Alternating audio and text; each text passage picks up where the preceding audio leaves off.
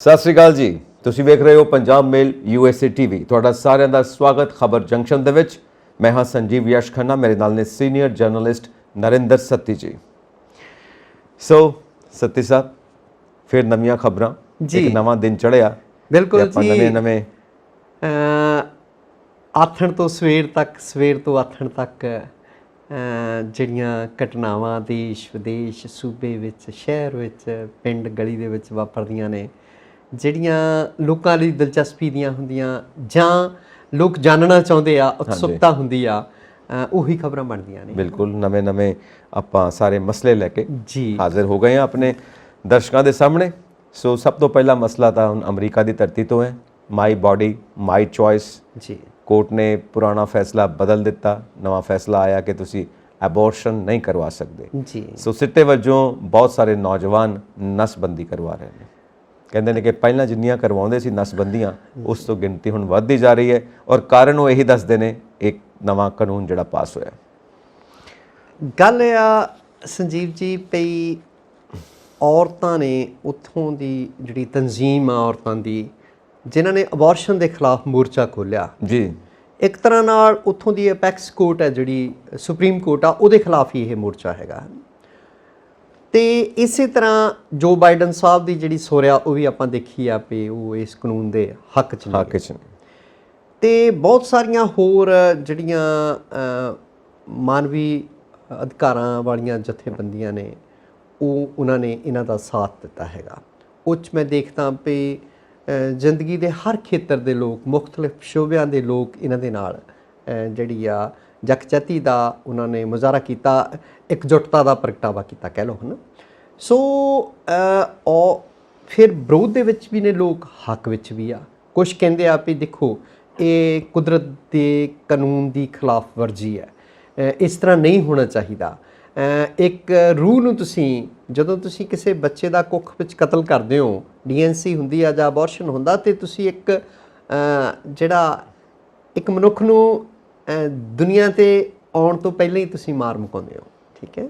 ਸੋ ਇਸ ਤਰ੍ਹਾਂ ਰਲਵੇਂ ਮਿਲਵੇਂ, ਪਰ ਜਿਹੜੀ ਵਿਰੋਧ ਦੀ ਸੁਰ ਸੀਗੀ, ਮੁਖਤਲਿਫ ਸੁਰ, ਜਿਹੜੀ ਬਰਖਲਾਫੀ ਦੀ ਸੁਰ ਆ, ਉਹ ਬਹੁਤ ਉੱਚੀ ਸੀਗੀ।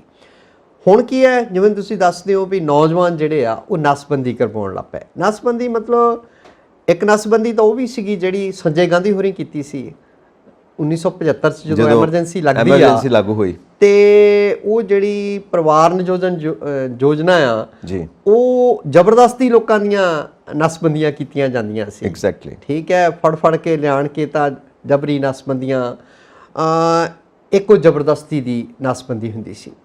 ਤਾਂ ਇਹ ਜਿਹੜੇ ਨੌਜਵਾਨ ਸਵੈ ਇੱਛਾ ਨਾਲ ਕਰਵਾ ਰਹੇ ਆ, ਇਹਨੂੰ ਆਪਾਂ ਇਸੇ ਕਾਨੂੰਨ ਦੇ ਨਾਲ ਜੋੜ ਕੇ ਦੇਖਾਂਗੇ ਵੀ ਠੀਕ ਆ ਭਾਈ, ਉਹਨਾਂ ਨੂੰ ਤਾਂ ਹੱਕ ਹੈ ਨਹੀਂਗਾ ਆਪਣਾ ਅਬੋਰਸ਼ਨ ਕਰਾਉਣ ਦਾ, ਤੇ ਉੱਥੋਂ ਤੱਕ ਨੌਬਤ ਹੀ ਕਿਉਂ ਆਵੇ। ਗੱਲ ਇਹ ਹੈ ਕਿ ਇਸ ਵਕਤ ਦੋ ਧੜਿਆਂ 'ਚ ਵੰਡਿਆ ਗਿਆ ਅਮਰੀਕਾ ਜੀ। ਦੋ ਤਰ੍ਹਾਂ ਦੇ ਵਿਚਾਰ ਚੱਲਦੇ ਪਏ ਨੇ, ਜਿਵੇਂ ਤੁਸੀਂ ਫਰਮਾਇਆ। ਬਲਕਿ ਪੂਰੀ ਦੁਨੀਆ ਦੀ ਇਹ ਦੋ ਤਰ੍ਹਾਂ ਦੇ ਵਿਚਾਰ ਨੇ, ਕੋਈ ਹੱਕ 'ਚ ਨੇ, ਕੋਈ ਖਿਲਾਫ ਨੇ। ਕੈਨੇਡਾ ਹਜੇ ਵੀ ਕਹਿ ਰਿਹਾ ਕਿ ਐਬੋਰਸ਼ਨ ਵਾਸਤੇ ਸਾਡੇ ਦਰਵਾਜ਼ੇ ਖੁੱਲ੍ਹੇ ਨੇ, ਔਰ ਇੱਧਰ ਆ ਕੇ ਤੁਸੀਂ ਐਬੋਰਸ਼ਨ ਕਰਵਾ ਸਕਦੇ ਹੋ। ਤੁਹਾਡੀ ਗੱਲ ਬਿਲਕੁਲ ਠੀਕ ਹੈ ਕਿ ਇਹ ਕੁਦਰਤ ਦੇ ਖਿਲਾਫ ਤੇ ਕਿਤੇ ਨਾ ਕਿਤੇ ਗੱਲ ਹੈ ਹੀ ਆ। ਦੂਜੀ ਗੱਲ ਇਹ ਹੈ ਕਿ ਜੇ ਮੈਡੀਕਲ ਪੁਆਇੰਟ ਆਫ ਵਿਊ ਤੋਂ ਆਪਾਂ ਲਈਏ, ਇਹਦੇ 'ਚ ਔਰਤ ਦੀ ਜਾਨ ਨੂੰ ਰਿਸਕ ਵੀ ਆ, ਬਿਲਕੁਲ ਪੇਨਫੁਲ ਵੀ ਆ। ਕਈ ਵਾਰੀ ਬਲੀਡਿੰਗ ਇੰਨੀ ਹੋ ਜਾਂਦੀ ਆ ਵੀ ਔਰਤ ਆਪਣੀ ਜਾਨ ਤੋਂ ਹੱਥ ਧੋ ਬੈਠਦੀ ਆ, ਪੋਸੀਬਿਲਿਟੀ ਹੁੰਦੀ ਹੈ ਇਹ ਵੀ। ਤੇ ਜਿਹੜਾ ਬੱਚਾ ਹੈ ਉਹਨੂੰ ਜਦੋਂ ਮਾਰਿਆ ਜਾਂਦਾ, ਐਬੋਰਸ਼ਨ ਮਤਲਬ ਮਾਰਿਆ ਜਾਂਦਾ ਜੀ, ਉਹਦੇ ਵਾਸਤੇ ਵੀ ਉਹ ਪੇਨਫੁਲ ਹੈ, ਉਹਦੇ ਵਿੱਚ ਵੀ ਜਾਨ ਹੈ। ਬਿਲਕੁਲ, ਇਹ ਵੀ ਪੇਨਫੁਲ ਹੈ। ਦੇਖੋ, ਕਹਿੰਦੇ ਆ ਵੀ ਮਰਨ ਦਾ ਦੁੱਖ ਹਾਥੀ ਨੂੰ ਵੀ ਓਨਾ ਹੀ ਲੱਗਦਾ ਤੇ ਕੀੜੀ ਨੂੰ ਵੀ ਓਨਾ ਹੀ ਲੱਗਦਾ। ਬਿਲਕੁਲ। ਇਹ ਹਿਊਮਨ ਰਾਈਟਸ ਵਾਲੇ ਇਸ ਗੱਲ ਨੂੰ ਵੀ ਲੈ ਰਹੇ ਨੇ ਕਿ ਇਹ ਵੀ ਪੇਨਫੁਲ ਆ, ਦੋਵੇਂ ਮਾਂ ਵਾਸਤੇ ਵੀ ਬੱਚੇ ਵਾਸਤੇ ਵੀ, ਨਾਲ ਰਿਸਕੀ ਵੀ ਹੈ। ਬਿਲਕੁਲ, ਇਸ ਗੱਲ ਨੂੰ ਵੀ ਲੈ ਕੇ ਚੱਲ ਰਹੇ ਨੇ। ਸੋ ਇੱਕ ਰਲਵੇਂ ਮਿਲਵੇਂ ਵਿਚਾਰ ਨੇ। ਮਾਈ ਬਾਡੀ ਮਾਈ ਚੋਇਸ, ਇੱਕ ਇੰਡੀਵਿਜੂਅਲਿਜ਼ਮ ਦੀ ਵੱਲ ਵੀ ਗੱਲ ਜਾਂਦੀ ਹੈ, ਪਰ ਇੱਕ ਸੁਸਾਇਟੀ ਦੇ ਹਿਸਾਬ ਨਾਲ ਦੇਖੋ ਤਾਂ ਉਹਦੇ ਵਿੱਚ ਸਾਨੂੰ ਦੂਜੇ ਵਿਚਾਰਾਂ ਦਾ ਵੀ ਕਦਰ ਕਰਨੀ ਪਏਗੀ। ਪਰ ਹੁਣ ਜੋ ਕੋਰਟ ਨੇ ਫੈਸਲਾ ਕੀਤਾ, ਉਹਨੂੰ ਫੈਸਲਾ ਪਲਟਦਾ ਹੈ ਕਿ ਨਹੀਂ ਪਲਟਦਾ, ਜਾਂ ਇਸੇ ਜਿਹੜੀ ਸਰਵਉੱਚ ਅਦਾਲਤ ਹੈ ਨਾ, ਕਿਤੇ ਵੀ ਸੁਪਰੀਮ ਕੋਰਟ ਜਿਹੜੀ ਹੈ, ਉੱਥੋਂ ਦੀ ਸੁਪਰੀਮ ਕੋਰਟ ਜੇ ਕੋਈ ਫੈਸਲਾ ਦਿੰਦੀ ਆ ਤਾਂ ਉਹ ਲਾਅ ਆਫ ਦਾ ਲੈਂਡ ਹੀ ਹੁੰਦਾ, ਮੰਨਣਾ ਪੈਂਦਾ ਹੈਗਾ। ਬਿਲਕੁਲ। ਤੇ ਕਾਨੂੰਨ ਦੇ ਖਿਲਾਫ ਆਮ ਤੌਰ 'ਤੇ ਜਿਹੜਾ ਕਾਨੂੰਨ ਦੀ ਖਿਲਾਫ ਵਰਜੀ ਘੱਟੀ ਹੁੰਦੀ ਹੈ, ਤਾਂ ਜੇ ਹੁੰਦੀ ਆ ਤਾਂ ਫਿਰ ਆਪਾਂ ਜਾਣਦੇ ਹਾਂ ਵੀ ਕਿਵੇਂ ਸਟੇਟ ਮਸ਼ੀਨਰੀ ਐਕਸ਼ਨ ਵਿੱਚ ਆਉਂਦੀ ਆ ਕਾਨੂੰਨ ਲਾਗੂ ਕਰਨ ਦੇ ਲਈ। ਬਿਲਕੁਲ ਸਹੀ ਗੱਲ ਹੈ। ਹੁਣ ਇਹ ਕਿਸ ਹੱਦ ਤੱਕ ਐਜੀਟੇਸ਼ਨ ਜਾਏਗੀ ਜਾਂ ਮੂਵਮੈਂਟ ਚੱਲੇਗੀ, ਬਿਲਕੁਲ ਜੀ, ਟਾਈਮ ਦੱਸੇਗਾ। ਔਰ ਗਵਰਨਮੈਂਟ ਦੇ ਉੱਤੇ ਕਿੰਨਾ ਪ੍ਰੈਸ਼ਰ ਪਏਗਾ ਜਾਂ ਫਿਰ ਕੋਰਟਸ ਦੇ ਉੱਤੇ ਕੀ ਐਕਸ਼ਨਸ ਲੈਣਗੇ। ਕਿਉਂਕਿ ਜਿਵੇਂ ਪਹਿਲਾਂ 50 ਸਾਲ ਪੁਰਾਣਾ ਫੈਸਲਾ ਬਦਲਿਆ ਗਿਆ, ਹੋ ਸਕਦਾ ਹੈ ਕਿ ਇਹ ਫੈਸਲਾ ਵੀ ਬਦਲਿਆ ਜਾਵੇ, ਕਿਉਂਕਿ ਜਦੋਂ ਜਮਹੂਰੀਅਤ ਹੈ, ਲੋਕਤੰਤਰ ਹੈ, ਤਾਂ ਲੋਕਾਂ ਦੇ ਪ੍ਰੈਸ਼ਰ ਦੇ ਅੱਗੇ ਗਵਰਨਮੈਂਟਸ ਵੀ ਆਪਣੇ ਫੈਸਲੇ ਬਦਲਦੀਆਂ ਨੇ ਤੇ ਕਿਤੇ ਨਾ ਕਿਤੇ ਉਹਦਾ ਇਫੈਕਟ ਕੋਰਟ ਆਫ ਲਾਅ ਦੇ ਉੱਤੇ ਵੀ ਹੁੰਦਾ। ਸੋ ਇਹ ਟਾਈਮ ਦੱਸੇਗਾ। ਦੂਜਾ, ਜੋ ਯੂਕਰੇਨ ਦੇ ਨਾਲ ਵਾਰ ਚੱਲਦੀ ਪਈ ਹੈ ਰਸ਼ੀਆ ਦੀ, ਲਗਭਗ 3 ਮਹੀਨੇ ਤੋਂ ਵੀ ਉੱਤੇ ਸਮਾਂ ਹੋ ਗਿਆ। 82 ਕਰੋੜ ਡਾਲਰ ਦੇ ਹੋਰ ਹਥਿਆਰ ਅਮਰੀਕਾ ਨੇ ਦੇਣ ਦਾ ਵਾਅਦਾ ਕੀਤਾ ਹੈ ਯੂਕਰੇਨ ਨੂੰ, ਤਾਂ ਕਿ ਜੰਗ ਦੇ ਵਿੱਚ ਉਹ ਰਸ਼ੀਆ ਦਾ ਮੁਕਾਬਲਾ ਕਰ ਸਕੇ। ਸੋ ਬਿਲਕੁਲ ਤਬਾਹਕੁਨ ਸਥਿਤੀ ਦੇ ਵਿੱਚ ਪਹੁੰਚਿਆ ਹੋਇਆ ਹੈ ਯੂਕਰੇਨ ਤੇ। ਹਥਿਆਰਾਂ ਦੀ ਸਪਲਾਈ ਜਿਹੜੀ ਆ ਨਾ ਜੀ, ਸੰਜੀਵ ਜੀ, ਬੜੇ ਦੁੱਖ ਨਾਲ ਕਹਿਣਾ ਪੈ ਰਿਹਾ ਵੀ ਕਿਸੇ ਦੇ ਜਦੋਂ ਘਰ ਲੱਗਦੀ ਆ ਅੱਗ, ਉਹ ਬਸੰਤਰ ਦਿਸਦੀ ਆ, ਆਪਣੇ ਘਰ ਲੱਗੀ ਅੱਗ, ਅੱਗ ਦਿਸਦੀ ਆ। ਬਿਲਕੁਲ ਇਹ ਬੜੀ ਤਰਾਸਦੀ ਆ ਅੱਜ ਦੇ ਸਮਿਆਂ ਦੀ ਵੀ ਕੁਝ ਮੁਲਕ ਇਹਨਾਂ ਜੰਗਾਂ ਨੂੰ ਮੱਗਦਾ ਰੱਖਣਾ ਚਾਹੁੰਦੇ ਆ, ਇਹਨਾਂ ਨੂੰ ਜਾਰੀ ਰੱਖਣਾ ਚਾਹੁੰਦੇ ਆ, ਕਿਉਂਕਿ ਉਹਨਾਂ ਦੇ ਹਿੱਤ ਹੁੰਦੇ ਇਹਦੇ ਵਿੱਚ। ਹਿੱਤ ਕਾਹਦੇ ਆ? ਆਪਣੇ ਹਥਿਆਰ ਵੇਚਦੇ ਨੇ, ਆਪਣੀ ਮੰਡੀ ਮੋਕਲੀ ਕਰਦੇ ਆ, ਠੀਕ ਆ, ਪੈਦਾਵਾਰ ਜਿਹੜੀ ਉਹ ਮਾਰਕੀਟਿੰਗ ਜਿਹੜੀ ਆ ਉਹ ਕਰਦੇ ਆ, ਹਥਿਆਰ ਵੇਚਦੇ ਨੇ, ਹੋਰ ਜਿਹੜੇ ਫਾਇਦੇ ਲੈਂਦੇ ਆ ਇਹਨਾਂ ਜੰਗਾਂ ਦੇ ਵਿੱਚੋਂ, ਹਨ ਲੌਬੀਆਂ ਬਣਦੀਆਂ ਨੇ। ਤੇ ਜਿਹੜੇ ਦੇਸ਼ ਇਸ ਜੰਗ ਦੀ ਭੱਠੀ ਵਿੱਚ ਝੋਕੇ ਜਾਂਦੇ ਆ, ਮਸਲਨ ਰੂਸ, ਹਾਂ ਰੂਸ ਹਮਲਾਵਰ ਤਕੜਾ ਦੇਸ਼ ਆ, ਆਪਾਂ ਇਹ ਤਾਂ ਨਹੀਂ ਕਹਿ ਸਕਦੇ ਵੀ ਹੁਣ ਤੱਕ ਰੂਸ ਦੇ ਜਿਹੜੇ ਨੌਜਵਾਨ ਨਹੀਂ ਮਰੇ, ਉਹ ਵੀ ਤਾਂ ਮਾਮਾ ਦੇ ਪੁੱਤ ਨੇ ਨਾ ਰੂਸੀ, ਭਾਵੇਂ ਉਹ ਇਨਵੇਡਰ ਨੇ। ਯੂਕਰੇਨ ਦੇ ਕਿੰਨੇ ਮਰ ਚੁੱਕੇ ਆ, ਕਿੰਨੀਆਂ ਔਰਤਾਂ ਦੇ ਨਾਲ ਉੱਥੇ ਜਿਹੜਾ ਆ ਬਲਾਤਕਾਰ ਹੋਇਆ, ਪਿੱਛੇ ਜੇ ਕਬਰਾਂ ਲੱਭੀਆਂ, ਸੈਂਕੜੇ ਲੋਕ ਮਾਰ ਖਪਾ ਦਿੱਤੇ ਗਏ, ਦੱਬ ਦਿੱਤੇ ਗਏ, ਕੋਈ ਉਹਨਾਂ ਦਾ ਅਤਾ ਪਤਾ ਪਛਾਣ ਨਹੀਂ, ਬੱਚੇ ਅਨਾਥ ਹੋ ਗਏ, ਜਾਨਵਰ ਅਨਾਥ ਹੋ ਗਏ, ਕੁੱਤੇ ਬਿੱਲੀਆਂ ਸੜਕਾਂ 'ਤੇ ਫਿਰਦੇ ਪਾਲਤੂ, ਔਰ ਪੂਰੇ ਦੇਸ਼ ਦੀ ਜਿਹੜਾ ਤਬਾਹੀ ਵਾਲਾ ਮੰਜ਼ਰ ਆ ਉਹ ਦੇਖਿਆ ਹੀ ਬਣਦਾ ਹੈ। ਮਨੁੱਖੀ ਜਾਨਾਂ ਜਾ ਰਹੀਆਂ। ਆਪਣੇ ਵਿਦਿਆਰਥੀਆਂ ਨੇ ਕਿੱਦਾਂ ਭੱਜ ਕੇ ਉੱਥੋਂ ਜਾਨ ਬਚਾਈ, ਮੈਂ ਤਾਂ ਕਹਾਂਗਾ, ਚਾਹੇ ਉਹ ਪੋਲੈਂਡ ਗਏ ਆ, ਚਾਹੇ ਹੰਗਰੀ ਗਏ ਆ, ਲੱਖਾਂ ਰੁਪਈਆ ਗੱਡੇ ਭਰ ਕੇ ਫੀਸਾਂ ਦੇ ਕੇ ਹੁਣ ਉਹ ਇੱਥੇ ਬੈਠੇ ਨੇ ਭਾਰਤ ਦੇ ਵਿੱਚ, ਠੀਕ ਹੈ। ਸੋ ਇਹ ਜੰਗ ਜਿਹੜੀ ਹੈ, ਕਿਤੇ ਵੀ ਜਿਹੜੀ ਜੰਗ ਲੱਗਦੀ ਆ, ਉਹ ਕੁਛ ਲੋਕਾਂ ਦੇ ਹਿੱਤ ਪਾਲਦੀ ਆ, ਕੁਛ ਲਈ ਨੁਕਸਾਨਦੇਹ ਹੁੰਦੀ ਹੈ। ਤੇ ਮੈਂ ਕਿਸੇ ਵੀ ਸੂਰਤ ਵਿੱਚ ਜੰਗ ਦਾ ਹਮਾਇਤੀ ਨਹੀਂ। ਹਥਿਆਰ ਦੇ ਦੇਣੇ ਲੱਖਾਂ ਕਰੋੜਾਂ ਦੇ, ਇਹ ਕੋਈ ਮਸਲਾ ਨਹੀਂ ਹੈਗਾ। ਤੁਸੀਂ ਉਸ ਜੰਗ ਨੂੰ ਰੋਕਣ ਲਈ ਕੀ ਕੀਤਾ? ਸੋਚਣ ਵਾਲੀ ਗੱਲ ਇਹ ਆ। ਬਿਲਕੁਲ ਸਹੀ ਗੱਲ ਹੈ। ਸੈਕੰਡ ਵਰਲਡ ਵਾਰ ਤੋਂ ਬਾਅਦ ਜੀ, ਕਿਉਂਕਿ ਸੈਕੰਡ ਵਰਲਡ ਵਾਰ ਦਾ ਜਿੰਨਾ ਇਫੈਕਟ ਪਿਆ ਸੀ ਪੂਰੀ ਦੁਨੀਆ ਦੇ ਉੱਤੇ, ਇਕਨੋਮੀ ਦੇ ਉੱਤੇ ਜੀ, ਪੋਲਿਟਿਕਸ ਦੇ ਉੱਤੇ, ਸਭ ਰਿਲੇਸ਼ਨਸ ਦੇ ਉੱਤੇ ਜਿਹੜੇ ਕੰਟਰੀਜ਼ ਦੇ ਆਪਸ 'ਚ ਹੁੰਦੇ ਨੇ, ਉਹਨਾਂ ਪ੍ਰਭਾਵ ਕਦੀ ਵੀ ਨਹੀਂ ਪਿਆ। ਇਸ ਜੰਗ ਦਾ ਉਨਾ ਹੀ ਪ੍ਰਭਾਵ ਪੈ ਰਿਹਾ, ਉਸ ਤੋਂ ਕਿਤੇ ਜ਼ਿਆਦਾ ਪੈ ਰਿਹਾ ਜੀ। ਕਿਉਂਕਿ ਹੁਣ ਜਿਸ ਤਰ੍ਹਾਂ ਦੇਸ਼ ਇੱਕ ਦੂਜੇ ਦੇ ਉੱਤੇ ਇੰਟਰ ਡਿਪੈਂਡੈਂਟ ਨੇ, ਐਕਸਪੋਰਟ ਇੰਪੋਰਟ ਹੁੰਦਾ ਹੈ। ਜਦੋਂ ਆਪਾਂ ਜੀਓ ਇਕਨੋਮਿਕਸ ਦੀ ਗੱਲ ਕਰਦੇ ਹਾਂ, ਉਹ ਕਿਸ ਤਰ੍ਹਾਂ ਹਿੱਲਿਆ ਹੈ।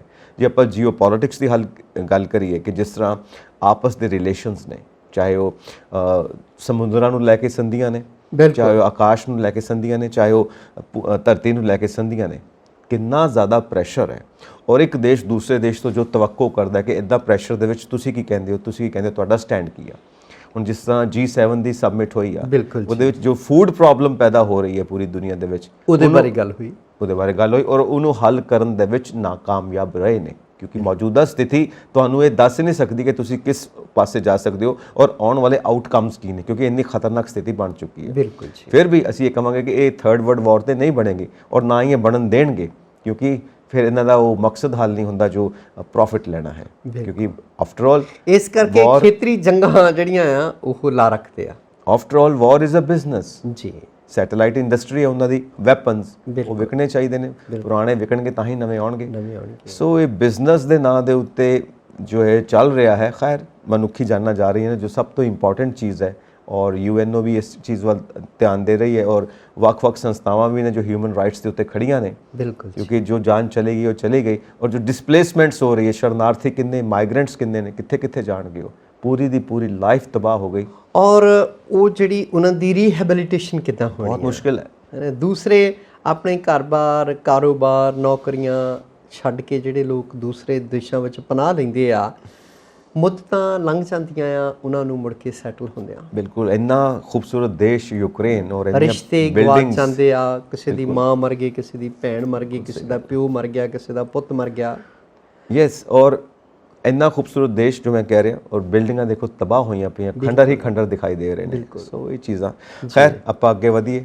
ਸੁਪਰੀਮ ਕੋਰਟ ਆਫ ਇੰਡੀਆ ਨੇ ਬਹੁਤ ਜ਼ਬਰਦਸਤ ਡਿਸੀਜਨ ਲਿਆ। ਜੋ ਨੂਪੁਰ ਸ਼ਰਮਾ ਜੋ ਬੀਜੇਪੀ ਦੇ ਸਪੋਕਸਪਰਸਨ ਜੀ, ਉਹਨਾਂ ਨੇ ਜੋ ਟੀਵੀ ਦੇ ਉੱਤੇ ਗਲਤ ਬਿਆਨੀ ਕੀਤੀ ਇਸਲਾਮ ਧਰਮ ਬਾਰੇ ਔਰ ਪੈਗੰਬਰ ਸਾਹਿਬ ਬਾਰੇ, ਉਸ ਨੂੰ ਲੈ ਕੇ ਸੁਪਰੀਮ ਕੋਰਟ ਨੇ ਇੱਕ ਖਾਸ ਡਿਸੀਜਨ ਲਿੱਤਾ ਔਰ ਬੜੀ ਸਖਤਾਈ ਨਾਲ निर्देश देते रहे ਨੂਪੁਰ ਸ਼ਰਮਾ ਬਾਰੇ, ਕਿਉਂਕਿ ਪੂਰੀ ਦੁਨੀਆ ਦੇ ਵਿੱਚ ਬੇਇੱਜ਼ਤੀ ਵਾਲਾ ਮਾਹੌਲ ਬਣ ਗਿਆ ਭਾਰਤ ਦਾ। ਔਰ ਇਕਨੋਮੀ ਨੂੰ ਦੇਖੀਏ ਤਾਂ ਬਹੁਤ ਜ਼ਿਆਦਾ ਪਾਬੰਦੀਆਂ ਲਗਾਉਣ ਲੱਗੇ ਸੀ ਇਸਲਾਮਿਕ ਦੇਸ਼।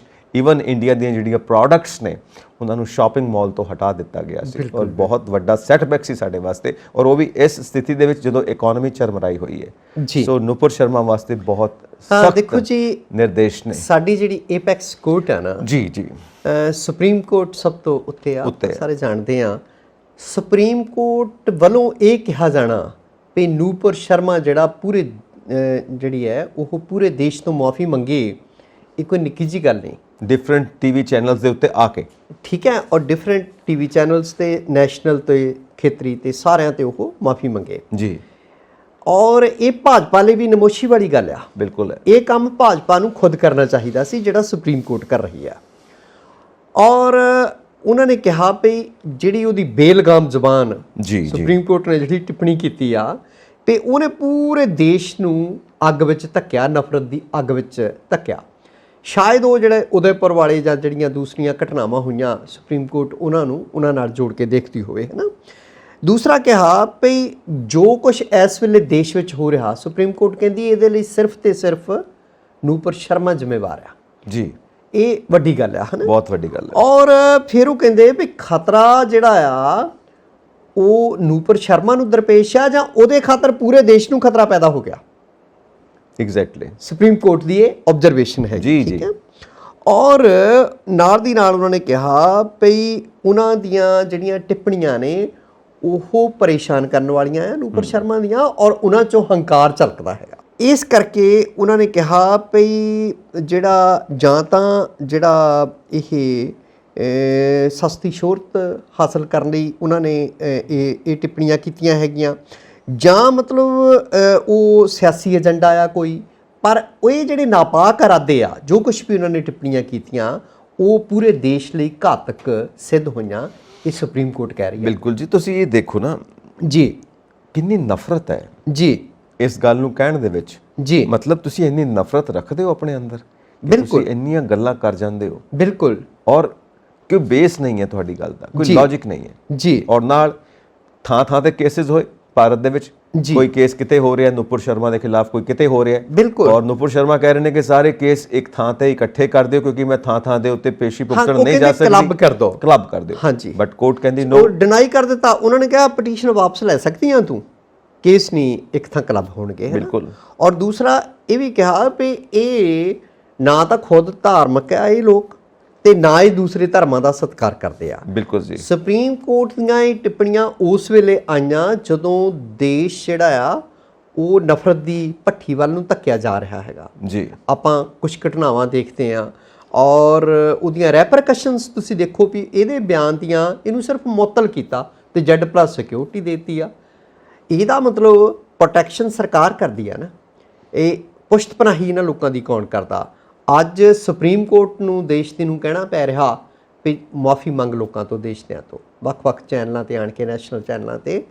ਇਹ ਕੰਮ ਜਿਨ੍ਹਾਂ ਦੀ ਉਹ ਬੁਲਾਰਨ ਆ ਉਹਨਾਂ ਨੇ ਕਿਉਂ ਨਹੀਂ ਕੀਤਾ, ਪਾਰਟੀ ਨੇ ਕਿਉਂ ਨਹੀਂ ਕੀਤਾ। ਔਰ ਜਦੋਂ ਤਾਂ ਕੋਈ ਮੈਂ ਧਰਮ ਦੀ ਨਾਂ ਨਹੀਂ ਲੈਂਦਾ, ਜਦੋਂ ਤਾਂ ਭਾਜਪਾ ਦੇ ਬੰਦੇ ਕੂੜ ਪ੍ਰਚਾਰ ਕਰਦੇ ਆ ਉਹਨਾਂ ਨੂੰ ਲੀਨੀਅੰਟਲੀ ਲਿਆ ਜਾਂਦਾ। ਇਹਨਾਂ ਦੇ ਸਾਧਵੀਆਂ ਤੇ ਹੋਰ ਜਿਹੜੇ ਆ ਇਹਨਾਂ ਦੇ ਧਾਰਮਿਕ ਆਗੂ ਅੱਗ ਉਗਲਦੇ ਆਪਣੇ ਬਿਆਨਾਂ ਦੇ ਵਿੱਚ, ਉਹਨਾਂ ਗੱਲਾਂ ਨੂੰ ਗੌਲਿਆ ਨਹੀਂ ਜਾਂਦਾ। ਜਦੋਂ ਕੋਈ ਹੋਰ ਦੂਸਰੇ ਧਰਮ ਦਾ ਬੰਦਾ ਕੋਈ ਥੋੜ੍ਹੀ ਬਹੁਤ ਵੀ ਗੱਲ ਕਰਦਾ ਹੈਗਾ ਤਾਂ ਉਹਦੇ ਖਿਲਾਫ ਕੇਸ ਵੀ ਹੁੰਦੇ ਆ, ਉਹਦੇ ਖਿਲਾਫ ਉਹਨੂੰ ਚੁੱਕ ਕੇ ਅੰਦਰ ਵੀ ਦਿੱਤਾ ਜਾਂਦਾ। ਹੁਣੇ ਤੁਸੀਂ ਦੇਖੋ ਭਈ ਇਹ ਉਦੋਂ ਆਈਆਂ ਭਈ ਜਿਹੜਾ ਜ਼ੁਬੈਰ ਅਹਿਮਦ ਆ ਆਲਟ ਨਿਊਜ਼ ਵਾਲਾ ਜੀ, ਉਹਨੇ ਹੁਣ ਆਪਣੀ ਜਿਹੜੀ ਗ੍ਰਿਫਤਾਰੀ ਆ ਉਹਨੂੰ ਵੀ ਚੁਣੌਤੀ ਦਿੱਤੀ ਹੈਗੀ ਆ, ਕੇਸ ਨੂੰ ਵੀ ਕਦੋਂ 18 ਦਾ ਕੋਈ ਟਵੀਟ ਕੀਤਾ, ਔਰ ਇੱਕ ਫਿਲਮ ਦੀ ਉਹ ਫੋਟੋ ਆ ਜੀ ਜੋ ਉਹਦਾ ਟਵੀਟ ਆ 18 ਦਾ 22 ਦੇ ਵਿੱਚ ਹੁਣ ਉਹਨੂੰ ਸਬਕ ਸਿਖਾਇਆ ਜਾ ਰਿਹਾ ਕਿਉਂਕਿ ਸਰਕਾਰ ਨੂੰ ਵੰਗਾਰਦਾ ਸੱਚੀ ਗੱਲ ਕਰਦਾ ਹੈਗਾ ਹੈ ਨਾ। ਬਿਲਕੁਲ ਸਹੀ ਗੱਲ ਹੈ। ਯੂਨਾਈਟਿਡ ਨੇਸ਼ਨ ਟਿੱਪਣੀਆਂ ਕਰਦੀ ਹੈ। ਯੂਨਾਈਟਿਡ ਨੇਸ਼ਨਸ ਨੇ ਸਭ ਤੋਂ ਇੰਪੋਰਟੈਂਟ ਹੈ ਕਿ ਵਰਲਡ ਲੈਵਲ ਦੇ ਉੱਤੇ ਤੁਸੀਂ ਇਸ ਗੱਲ ਨੂੰ ਦੇਖੋ ਕਿਦਾਂ ਉਹਦਾ ਜ਼ਿਕਰ ਹੋ ਰਿਹਾ ਹੈ ਭਈ, ਔਰ ਯੂਨਾਈਟਿਡ ਨੇਸ਼ਨ ਟਿੱਪਣੀ ਕਰਦੀ ਆ ਵੀ ਭਾਰਤ ਦੇ ਵਿੱਚ ਜਿਹੜੀਆਂ ਘੱਟ ਗਿਣਤੀਆਂ ਤੇ ਬੋਲਣ ਦੀ ਆਜ਼ਾਦੀ ਜਿਹੜੀ ਆ, ਘੱਟ ਗਿਣਤੀਆਂ ਸੁਰੱਖਿਅਤ ਨੇ ਔਰ ਬੋਲਣ ਦੀ ਆਜ਼ਾਦੀ ਨੂੰ ਖੋਇਆ ਜਾ ਰਿਹਾ ਹੈਗਾ। ਬੋਲਣ ਦੀ ਆਜ਼ਾਦੀ ਜਿਹੜੀ ਇਹ ਨੂਪੁਰ ਸ਼ਰਮਾ ਇਸਤੇਮਾਲ ਕਰ ਰਹੇ ਨੇ ਨਾ ਜੀ, ਜੋ ਇਹ ਕ੍ਰੀਏਟੀਵਿਟੀ ਤਾਂ ਨਹੀਂ ਕਹੀ ਜਾਵੇਗੀ, ਇਹ ਬੋਲਣ ਦੀ ਆਜ਼ਾਦੀ ਦਾ ਗਲਤ ਇਸਤੇਮਾਲ ਹੈ। ਬਿਲਕੁਲ, ਮਤਲਬ ਬੋਲਣ ਦੀ ਆਜ਼ਾਦੀ ਦਾ ਮਤਲਬ ਇਹ ਨਹੀਂ ਕਿ ਤੁਸੀਂ ਕੁਝ ਵੀ ਬੋਲ ਦਿਓਗੇ, ਬਿਲਕੁਲ ਉਹ ਤੁਹਾਡਾ ਐਕਸਪ੍ਰੈਸ਼ਨ ਹੈ। ਹੁਣ ਵੰਡਰਫੁਲ ਗੱਲ ਇਹ ਹੈ ਕਿ ਜਿਹੜੀ ਤੁਸੀਂ ਕੀ ਕਿ ਬੀਜੇਪੀ ਖੁਦ ਜੋ ਐਕਸ਼ਨ ਲੈ ਰਹੀ ਹੈ ਉਹ ਬਿਲਕੁਲ ਸਾਨੂੰ ਇੱਕ ਸੌਫਟ ਕਾਰਨਰ ਲੱਗਦਾ, ਬਿਲਕੁਲ ਲੀਨੀਅੰਸੀ ਦਿਖਾ ਰਹੀ ਆ। ਬਿਲਕੁਲ। ਤੇ ਇਹ ਜਿਹੜਾ ਜਦੋਂ ਦੇਖੋ ਦੇਸ਼ ਦੀ ਸੁਪਰੀਮ ਕੋਰਟ ਨੂੰ ਦਖਲ ਦੇਣਾ ਪਵੇ ਕਿਸੇ ਮਸਲੇ ਦੇ ਵਿੱਚ ਤਾਂ ਉਹ ਮਸਲਾ ਕੋਈ ਨਿੱਕਾ ਮੋਟਾ ਮਸਲਾ ਨਹੀਂ ਹੁੰਦਾ, ਉਹ ਗੰਭੀਰ ਮਸਲਾ ਹੁੰਦਾ, ਇਹ ਕਨਸਟੀਟਿਊਸ਼ਨ ਦੇ ਅਗੇਂਸਟ ਹੈ। ਔਰ ਸੁਓ ਮੋਟੋ ਮਤਲਬ ਉਹ ਇੱਕ ਤਰ੍ਹਾਂ ਦਾ ਜਿਹੜਾ ਆ ਸੁਪਰੀਮ ਕੋਰਟ ਦਾ ਆਪੇ ਫੈਸਲਾ ਲੈਣ ਵਾਲੀ ਗੱਲ ਆ। ਹਾਲਾਂਕਿ ਉਹਦੀ ਇਹ ਪਟੀਸ਼ਨ ਨਾਲ ਜੁੜੀਆਂ ਟਿੱਪਣੀਆਂ ਸੀਗੀਆਂ। ਉਹਨਾਂ ਨੇ ਕਿਹਾ ਵੀ ਭਾਈ ਪਟੀਸ਼ਨ ਤੇਰੀ ਜਿਹੜੀ ਆ ਉਹ ਤੂੰ ਵਾਪਸ ਲੈ ਸਕਦੀ ਆ, ਤੈਨੂੰ ਖੋਲ੍ਹਿਆ, ਪਰ ਜਿਹੜੇ ਕੇਸ ਕਲੱਬ ਕਰਨ ਵਾਲੀ ਗੱਲ ਆ ਵੀ ਪੂਰੇ ਦੇਸ਼ ਦੇ ਵਿੱਚ, ਕਿਉਂਕਿ ਕਿਤੇ ਪੁਣੇ ਦੇ ਵਿੱਚ ਕੇਸ ਦਰਜ ਆ, ਕਿਤੇ ਮਹਾਰਾਸ਼ਟਰ ਦੇ ਵਿੱਚ ਦਰਜ ਆ, ਕਿਤੇ ਕਲਕੱਤੇ ਦਰਜ ਆ, ਕਲਕੱਤੇ ਹੁਣ ਫਿਰ ਪੇਸ਼ੀ ਤੋਂ ਛੋਟ ਲਈ ਸੀ, ਕਿਤੇ ਮਲੇਰਕੋਟਲੇ ਦਰਜ ਹੈ। ਸੋ ਲੋਕਾਂ ਨੇ ਜਿਨ੍ਹਾਂ ਦੀਆਂ ਭਾਵਨਾਵਾਂ ਆਹਤ ਹੋਈਆਂ, ਜਿਨ੍ਹਾਂ ਦੀਆਂ ਭਾਵਨਾਵਾਂ ਨੂੰ ਠੇਸ ਪਹੁੰਚੀ ਆ, ਉਹਨਾਂ ਲੋਕਾਂ ਨੇ ਤਾਂ ਅਦਾਲਤਾਂ ਵਿੱਚ ਜਾਣਾ ਹੀ ਆ ਨਾ ਵੀ। ਬਿਲਕੁਲ। ਇੱਕ ਤੁਹਾਡੀ ਗੱਲ ਮੈਨੂੰ ਬੜੀ ਵਧੀਆ ਲੱਗੀ ਜੋ ਸੁਪਰੀਮ ਕੋਰਟ ਨੇ ਇਹ ਸਟੇਟਮੈਂਟ ਦਿੱਤੀ ਹੈ ਕਿ ਨਾ ਇਹ ਲੋਕ ਖੁਦ ਧਾਰਮਿਕ ਨੇ, ਨਾ ਕਿਸੇ ਧਰਮ ਦੀ ਇੱਜ਼ਤ ਕਰਦੇ ਨੇ। ਇਹ ਗੱਲ ਬਿਲਕੁਲ ਦਰੁਸਤ ਹੈ। ਜੋ ਬੰਦਾ ਧਾਰਮਿਕ ਹੋਏਗਾ ਉਹ ਕਿਸੇ ਵੀ ਧਰਮ ਦਾ ਹੋਵੇ ਜੀ, ਉਹ ਦੂਸਰੇ ਧਰਮ ਦੀ ਇੱਜ਼ਤ ਕਰੇਗਾ ਜੀ। ਸੋ ਇਹ ਗੱਲ ਜਿਹੜੀ ਹੈ ਨਾ ਇਹ ਖਤਰਨਾਕ ਹੈ ਪੂਰੀ ਡੈਮੋਕ੍ਰੇਸੀ ਵਾਸਤੇ ਵੀ, ਤੇ ਜਿਹੜੇ ਭਾਈਚਾਰਕ ਸਾਂਝ ਹੈ ਸਾਡੀ ਉਹਦੇ ਵਾਸਤੇ ਵੀ, ਔਰ ਸਭ ਤੋਂ ਵੱਡੀ ਗੱਲ ਭਾਰਤ ਦੇ ਸੰਵਿਧਾਨ ਦੇ ਖਿਲਾਫ ਹੈ ਕਿਉਂਕਿ ਧਰਮ ਇੱਕ ਨਿੱਜੀ ਚੀਜ਼ ਹੈ, ਤੁਸੀਂ ਇਹਨੂੰ ਪਬਲਿਕਲੀ ਇਸ ਤਰ੍ਹਾਂ ਆਊਟਸਪੋਕਨ ਨਹੀਂ ਹੋ ਸਕਦੇ। ਦੇਖੋ ਸੁਪਰੀਮ ਕੋਰਟ ਕਹਿ ਰਹੀ ਆ ਵੀ ਇਹ ਨਾਪਾਕ ਇਰਾਦੇ ਨਾਲ ਕੀਤੀਆਂ ਹੋ ਸਕਦੀਆਂ ਟਿੱਪਣੀਆਂ ਔਰ ਸਿਆਸੀ ਏਜੰਡਾ ਵੀ ਹੋ ਸਕਦਾ ਹੈ, ਕੁਝ ਵੀ ਹੋ ਸਕਦਾ। ਉਹ ਸਿਆਸੀ ਏਜੰਡਾ ਹੁਣ ਉਹ ਜਿਨ੍ਹਾਂ ਦੀ ਪਾਰਟੀ ਦੀ ਬੁਲਾਰਨ ਆ ਉਸੇ ਪਾਰਟੀ ਦਾ ਸਿਆਸੀ ਏਜੰਡਾ ਹੋਣਾ, ਕਿਤੇ ਅੰਬਰੋਂ ਤਾਂ ਕੋਈ ਹੋਰ ਪਾਰਟੀ ਉਤਰਨੀ ਨਹੀਂ। ਤਾਂ ਇਸ ਤਰ੍ਹਾਂ ਦੇ ਜਿਹੜੇ ਨਫ਼ਰਤੀ ਭਾਸ਼ਣ ਆ, ਦੇਖੋ ਧਰਮ ਕੀ ਆ, ਧਰਮ ਕੋਈ ਵੀ ਮਜ਼ਹਬ ਜਿਹੜਾ इकबाल ने तो कहा सी ना, मजहब नहीं सिखाता, मजहब नहीं सिखाता आपस में बैर रखना, हिंदी है हम वतन है हिंदुस्तान हमारा। वो तो भावें पाकिस्तान मूव हो गए पर आपां तो हिंदुस्तानी है ना सारे, इत्थे कोई वड्डा नहीं कोई छोटा नहीं। जिहड़ा साडा संविधान आ वो बराबरी का हक दिंदा है ना, ਉਹ ਕੋਈ ਵੀ ਕਾਰੋਬਾਰ ਕਰ ਸਕਦਾ ਜਿਹਦਾ ਸਮਾਜ ਤੇ ਕੋਈ ਸਮਾਜ ਨੂੰ ਨੁਕਸਾਨ ਨਹੀਂ, ਉਹ ਰੋਟੀ ਰੋਜ਼ੀ ਦਾ ਉਹਦਾ ਕੋਈ ਵੀ ਸਾਧਨ ਹੋ ਸਕਦਾ ਹੈਗਾ ਬੰਦੇ ਦਾ, ਹੈ ਨਾ। ਤੇ ਜਿਹੜੀ ਧਾਰਮਿਕ ਬਰਾਬਰੀ ਹੈਗੀ ਆ, ਔਰ ਧਰਮ ਖੁਦ ਕੀ ਹੈ, ਧਰਮ ਕੀ ਆ, ਜੀਵਨ ਜਾਚ ਆ ਨਾ ਇੱਕ, ਵੀ ਬੰਦੇ ਨੂੰ ਇਦਾਂ ਨਹੀਂ ਇਦਾਂ ਜੀਣਾ ਚਾਹੀਦਾ, ਹੈ ਨਾ, ਵੀ ਆ ਭਾਈ ਬੰਦੇ ਲਈ ਚੰਗੀ ਗੱਲ ਹੁੰਦੀ ਆ, ਆ ਮਾੜੀ ਗੱਲ ਹੁੰਦੀ ਆ। ਜਿਉਣ ਦਾ ਸਲੀਕਾ ਸਿਖਾਉਂਦਾ, ਜਿਉਣ ਦਾ ਸਲੀਕਾ ਸਿਖਾਉਂਦਾ ਧਰਮ, ਇਸ ਤੋਂ ਵੱਧ ਧਰਮ ਕੁਛ ਨਹੀਂ, ਜੀਵਨ ਜਾਚ ਹੈ ਧਰਮ, ਹੈ ਨਾ। ਹੁਣ ਜਿਨ੍ਹਾਂ ਨੇ ਅਪਣਾਇਆ ਧਰਮ ਨੂੰ, ਜਿਨ੍ਹਾਂ ਨੇ ਜਿਉਣ ਦਾ ਸਲੀਕਾ ਸਿੱਖਿਆ, ਸੰਸਕਾਰ ਅਪਣਾਏ ਨੇ, ਉਹਨਾਂ ਵਿੱਚੋਂ ਆਪਣੇ ਡਿਪਟੀ ਸਪੀਕਰ ਜਿਹੜੇ ਤੁਸੀਂ ਦੇਖੋ ਬੜੀ ਇਹ ਬੜੀ ਅਲੋਕਾਰੀ ਘਟਨਾ ਹੋਈ ਆ ਪੰਜਾਬ ਦੇ ਵਿੱਚ ਜੈ ਕਿਸ਼ਨ ਰੋੜੀ ਹੋਰਾਂ ਦੀ ਜੀ। ਭਈ ਜੈ ਕਿਸ਼ਨ ਰੋੜੀ ਪਰਸੋਂ ਹੀ ਉਹਨਾਂ ਨੂੰ ਜਿਹੜਾ ਆ ਡਿਪਟੀ ਸਪੀਕਰ ਚੁਣਿਆ ਜਾਂਦਾ, ਅਹੁਦਾ ਮਿਲਿਆ। ਹਾਂਜੀ, ਔਰ ਹੁਸ਼ਿਆਰਪੁਰ ਜ਼ਿਲ੍ਹੇ ਦੀ ਗੜਸ਼ੰਕਰ ਸਬ ਡਿਵੀਜ਼ਨ ਦੇ ਲਾਗੇ ਉਹਨਾਂ ਦਾ ਪਿੰਡ ਆ ਰੋੜੀ। ਤਾਂ 2 ਵਾਰੀ ਐਮਐਲਏ ਬਣਦੇ ਆਪ ਵੱਲੋਂ। ਡਿਪਟੀ ਸਪੀਕਰ ਦਾ ਅਹੁਦਾ ਬੜਾ ਮਾਣਯੋਗ ਅਹੁਦਾ ਆ। ਦੇਖੋ ਸਪੀਕਰ ਤੋਂ ਬਾਅਦ ਉਹ ਆ ਤੇ ਸਾਰੀ ਵਿਧਾਨ ਸਭਾ ਨੂੰ, ਐਮਐਲਏ ਸਾਹਿਬਾਨ ਨੂੰ, ਮੰਤਰੀਆਂ ਨੂੰ, ਸਾਰਿਆਂ ਨੂੰ ਚਲਾਉਣਾ, ਠੀਕ ਹੈ, ਵਿਧਾਨ ਸਭਾ ਦੀਆਂ ਕਾਰਵਾਈਆਂ ਜੋ ਵੀ ਆ, ਹੈ ਨਾ, ਔਰ ਬੜਾ ਇੱਕ ਮਾਣਮੱਤਾ ਅਹੁਦਾ ਆ। ਜਿਹੜੀ ਵਿਕਲਤਰੀ ਗੱਲ ਹੋਈ ਆ ਔਰ ਬਹੁਤ ਇਹਦਾ ਇਸ ਗੱਲ ਦਾ ਚੰਗਾ ਪ੍ਰਭਾਵ ਆਲੇ ਦੁਆਲੇ ਗਿਆ ਹੈਗਾ। ਭਈ ਲੋਕ ਬੜੇ ਉੱਚੇ ਅਹੁਦਿਆਂ ਤੇ ਪਹੁੰਚ ਜਾਂਦੇ ਆ, ਉਹ ਐਂ ਤਾਂ ਜ਼ਿਕਰ ਕਰਦੇ ਆ ਬਿਜ਼ਨਸ ਦੇ ਵਿੱਚ, ਨਿੱਜੀ ਜ਼ਿੰਦਗੀ ਵਿੱਚ, ਸਮਾਜ ਵਿੱਚ ਉੱਚੇ ਰੁਤਬਿਆਂ ਤੇ ਪਹੁੰਚਦੇ ਨੇ, ਠੀਕ ਹੈ, ਪਰ ਆਮ ਤੌਰ ਤੇ ਉਹ ਕਹਿਣਗੇ ਵੀ ਮੈਂ ਆਪਣੇ ਅਧਿਆਪਕਾਂ ਦੀ ਬਦੌਲਤ ਬਣਿਆ, ਹੈ ਨਾ। ਕਦੀ ਆਪਣੇ ਅਲਮਾ ਮੇਟਰ ਦਾ ਜ਼ਿਕਰ ਨਹੀਂ ਕਰਦੇ, ਆਪਣੇ ਸਕੂਲ ਕਾਲਜ ਦਾ ਜਿੱਥੋਂ ਉਹ ਪੜ੍ਹ ਕੇ ਜਾਂਦੇ ਆ ਉਹਦਾ ਜ਼ਿਕਰ ਨਹੀਂ ਕਰਦੇ, ਨਾ ਹੀ ਆਪਣੇ ਅਧਿਆਪਕਾਂ ਦਾ ਜ਼ਿਕਰ ਕਰਦੇ ਆ।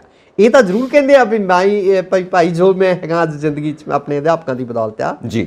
ਉਸ ਬੰਦੇ ਨੇ ਆਖਰੀ ਨਾ ਜੈ ਕਿਸ਼ਨ ਅਰੋੜੀ ਦੇ ਮੈਂ ਭਈ ਉਹ ਵਿਧਾਨ ਸਭਾ ਦੇ ਵਿੱਚ ਗੱਜ ਵੱਜ ਕੇ ਕਹਿੰਦਾ ਭਈ ਮੈਂ SBS ਸਕੂਲ ਗੜਸ਼ੰਕਰ ਦਾ ਵਿਦਿਆਰਥੀ ਰਿਹਾ, ਮੈਂ ਉੱਥੇ ਪੜ੍ਹਿਆ ਔਰ ਮੇਰੇ ਮੈਡਮ ਪ੍ਰਿੰਸੀਪਲ ਮੈਡਮ ਜਿਹੜੇ ਸੁਰਿੰਦਰ ਕੌਰ ਬੈਂਸ ਆ ਉਹ ਕਲਾਸ ਵਿੱਚ ਆਣ ਕੇ 3 ਲਫ਼ਜ਼ ਬੋਲਦੇ ਹੁੰਦੇ ਸੀ, ਲੱਲਾ ਗੱਗਾ ਨੰਨਾ, ਲਗਨ, ਪਰਸਵੀਰੈਂਸ, ਭਈ ਲਗਨ ਦੇ ਨਾਲ ਤੁਰੇ ਰਹੋ ਮੰਜ਼ਿਲਾਂ ਪ੍ਰਾਪਤ ਕਰੋਗੇ। ਤੇ ਕਹਿੰਦੇ ਅੱਜ ਮੈਂ ਇਸ ਮੰਜ਼ਿਲ ਤੇ ਪਹੁੰਚਦਾ।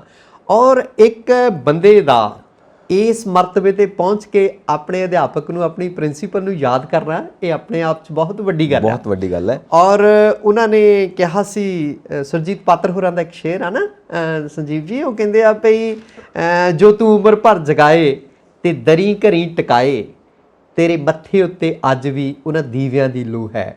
ਉਸ ਮੈਡਮ ਸੁਰਿੰਦਰ ਬੈਂਸ ਦੇ ਮੱਥੇ ਤੇ ਇਹੋ ਜਿਹੇ ਵਿਦਿਆਰਥੀਆਂ ਦੇ ਜਿਹੜੇ ਦੀਵੇ ਨੇ ਉਹ ਲੋਕ ਮਗਦੀ ਹੈ ਨਾ, ਫਕਰ ਮਹਿਸੂਸ ਕਰਦੇ ਹੋਣਗੇ ਜਦੋਂ ਉਹਨਾਂ ਦੇ ਸਟੂਡੈਂਟ ਨੇ ਇਸ ਤਰ੍ਹਾਂ ਜ਼ਿਕਰ ਕੀਤਾ ਹੈ, ਉਹ ਵੀ ਵਿਧਾਨ ਸਭਾ ਦੇ ਵਿੱਚ। ਬਿਲਕੁਲ। ਔਰ ਲਗਨ ਦੀ ਗੱਲ ਆਪਣੇ ਇੱਥੇ ਪੰਜਾਬ ਦੇ ਵਿੱਚ ਇੱਕ ਬੜੇ ਮਕਬੂਲ ਨੇ ਜੋ ਭਗਤ ਪੂਰਨ ਸਿੰਘ, ਜਿਨ੍ਹਾਂ ਦਾ ਪਿੰਗਲਵਾੜਾ ਆਪਾਂ ਸਾਰੇ ਜਾਣਦੇ ਹਾਂ, ਉਹਨਾਂ ਨੂੰ ਕਿਸੇ ਨੇ ਇਹੀ ਸਵਾਲ ਪੁੱਛਿਆ, ਲੰਗੜਿਆਂ ਨੂੰ ਕੁੱਛੜ ਚੁੱਕੇ ਜਿਨ ਉਹਨਾਂ ਦੇ ਨੱਕ ਪੁੰਝੇ, ਉਹਨਾਂ ਲਈ ਸਾਰੀ ਜ਼ਿੰਦਗੀ ਲਾਈ ਉਹਨਾਂ ਨੇ। ਉਹਨਾਂ ਨੂੰ ਵੀ ਇਹ ਗੱਲ ਪੁੱਛੀ ਗਈ ਸੀ ਕਿ ਤੁਸੀਂ ਭਗਤ ਜੀ ਐਡਾ ਵੱਡਾ ਇਹ ਸਾਰਾ ਸੈਂਟਰ ਕਿੱਦਾਂ ਬਣਾ ਲਿਆ ਜਿਹਦੇ ਵਿੱਚ ਤੁਸੀਂ ਸਭ ਨੂੰ ਸੰਭਾਲਦੇ ਹੋ, ਇਹ ਖਰਚੇ ਕਿਵੇਂ? ਜੀ ਕਹਿੰਦੇ ਇੱਕੋ ਹੀ ਚੀਜ਼, ਤੁਹਾਡੇ ਕੋਲ ਕੁਝ ਨਾ ਹੋਵੇ ਜੀ, ਤੁਹਾਡੇ ਕੋਲ ਇੱਕ ਲਗਨ ਹੋਣੀ ਚਾਹੀਦੀ ਹੈ। ਲਗਨ ਹੋਣੀ ਚਾਹੀਦੀ, ਲਗਨ ਹੈ ਤਾਂ ਸਭ ਕੁਝ ਬਣ ਜਾਊਗਾ, ਜੇ ਲਗਨ ਨਹੀਂ ਤੇ ਕੁਝ ਨਹੀਂ ਬਣਨਾ। ਸੋ ਤੁਹਾਡੀ ਇਹ ਗੱਲ ਬਿਲਕੁਲ ਸਹੀ ਆ। ਰੋੜੀ ਹੋਰੀ ਇਹੀ ਕਿਹਾ, ਕਹਿੰਦੇ ਤਿੰਨੇ ਲਫ਼ਜ਼ ਸਾਡੇ ਮੈਡਮ ਬੋਲਦੇ ਹੁੰਦੇ ਸੀ ਵੀ ਲੱਲਾ ਗੱਗਾ ਨੰਨਾ ਲਗਨ ਜੀ। ਸੋ ਟੀਚਰਸ ਦੀ ਗੱਲ ਹੈ।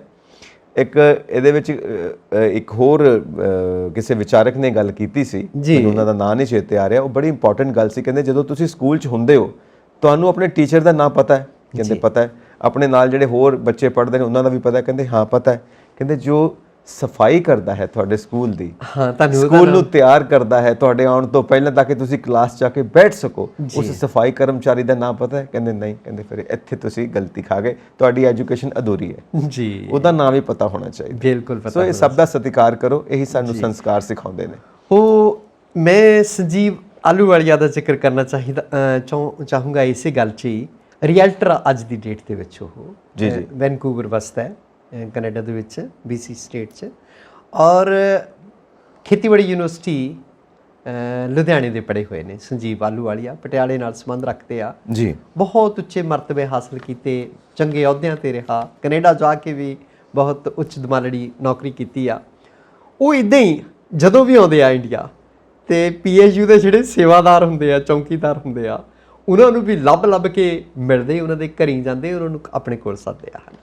ਸੋ ਇਸ ਤਰ੍ਹਾਂ ਦੇ ਲੋਕ ਵਿਰਲੇ ਟਾਵੇਂ। ਸੋ ਇਹ ਬਹੁਤ ਵਧੀਆ ਗੱਲ ਹੈ ਔਰ ਅਸੀਂ ਇਹੀ ਸੋਚਦੇ ਹਾਂ ਕਿ ਜੇ ਇੱਦਾਂ ਦੇ ਲਗਨ ਵਾਲੇ, ਇੱਦਾਂ ਦੇ ਸੰਸਕਾਰੀ ਬੰਦੇ ਰਾਜਨੀਤੀ ਦੇ ਵਿੱਚ ਹੋਣ ਤਾਂ ਵਾਕਈ ਸਿੱਧੇ ਰਾਹੇ ਪੈ ਸਕਦੇ ਹਾਂ, ਅਸੀਂ ਕੁਝ ਸੁਧਾਰ ਦੀ ਆਸ ਕਰ ਸਕਦੇ ਹਾਂ ਜੀ। ਸੋ ਇਸ ਸੁਧਾਰ ਦੀ ਆਸ ਨਾਲ ਅਸੀਂ ਜਿਤਾਇਆ ਆਮ ਆਦਮੀ ਪਾਰਟੀ ਨੂੰ। ਬਿਲਕੁਲ। ਤੇ ਅਸੀਂ ਸੋਚਦੇ ਹਾਂ ਕਿ ਬਾਕੀ ਸੁਧਾਰ ਹੋਣੇ ਨੇ। ਇਹ ਸੰਸਕਾਰੀ ਪਾਰਟੀ ਕਿਉਂਕਿ ਗੱਲਾਂ ਤੇ ਬਹੁਤ ਸੋਹਣੀਆਂ ਕਰਦੇ ਨੇ ਜੀ, ਭਗਤ ਸਿੰਘ ਦੀ ਵੀ ਗੱਲ ਕਰਦੇ ਨੇ ਤੇ ਅੰਬੇਦਕਰ ਸਾਹਿਬ ਦੀ ਵੀ ਗੱਲ ਕਰਦੇ ਨੇ, ਤੇ ਨਾਲ ਕਹਿੰਦੇ ਨੇ ਕਿ ਅਸੀਂ ਰੰਗਲਾ ਪੰਜਾਬ ਬਣਾਉਣਾ, ਬਹੁਤ ਸੋਹਣੀਆਂ ਗੱਲਾਂ ਕਰਦੇ ਨੇ। ਉਹਨੇ ਪਹਿਲੀ ਮੂਵ ਹੋਈ ਹੈ ਜਿਹੜੀ 1 ਜੁਲਾਈ ਨੂੰ, ਹਾਂ 300 ਯੂਨਿਟ ਪਈ ਜ਼ੀਰੋ ਬਿੱਲ ਜਾਇਆ ਕਰੂਗਾ, ਬਿੱਲ ਤਾਂ ਆਇਆ ਕਰੂਗਾ ਘਰਾਂ 'ਚ, ਪਰ 300 ਯੂਨਿਟ ਤੱਕ ਜ਼ੀਰੋ ਬਿੱਲ ਜਾਊਗਾ। ਦੇਖੋ ਦੂਸਰੀ ਗੱਲ ਇਹ ਆ ਵੀ ਪਹਿਲਾਂ ਵਿਰੋਧ ਹੁੰਦਾ ਸੀਗਾ ਵੀ ਭਾਈ ਸਾਰਿਆਂ ਨੂੰ ਕਿਉਂ ਨਹੀਂ ਹਨ, ਤੇ ਪਿਛਲੀ ਸਰਕਾਰ ਨੇ ਵੀ 200 ਯੂਨਿਟ ਮਾਫ ਕੀਤੇ ਸੀਗੇ, ਪਰ ਉਹ ਗਰੀਬਾਂ ਗੁਰਬਿਆਂ ਦੇ। ਤਾਂ ਉਹ ਕਹਿੰਦੇ ਵੀ ਅੱਜ ਕੱਲ੍ਹ ਸਾਰੇ ਹੀ ਗਰੀਬ ਹੈ, ਤੇ ਇਹਨਾਂ ਨੇ ਥੋੜਾ ਇਸ ਸਰਕਾਰ ਤੇ ਜ਼ਿਆਦਾ ਦਬਾਅ ਲੋਕਾਂ ਨੇ ਪਾਇਆ, ਪਰ 300 ਯੂਨਿਟ ਫਿਰ ਵੀ ਮਾਫ ਕਰਨੇ। ਇਸ ਤੁਸੀਂ ਦੇਖੋ ਵੀ ਜ਼ਮਾਨਾ ਕਿੱਦਾਂ ਦਾ ਲੰਘ ਰਿਹਾ ਤੇ ਕਿੰਨੀ ਮਹਿੰਗਾਈ ਆ, ਤੇ 300 ਯੂਨਿਟ ਵੀ ਜੇ ਕਿਸੇ ਨੂੰ ਮੁਫਤ ਮਿਲਦੇ ਆ ਤੇ ਵੱਡੀ ਗੱਲ ਹੈਗੀ ਆ, ਹੈ ਨਾ।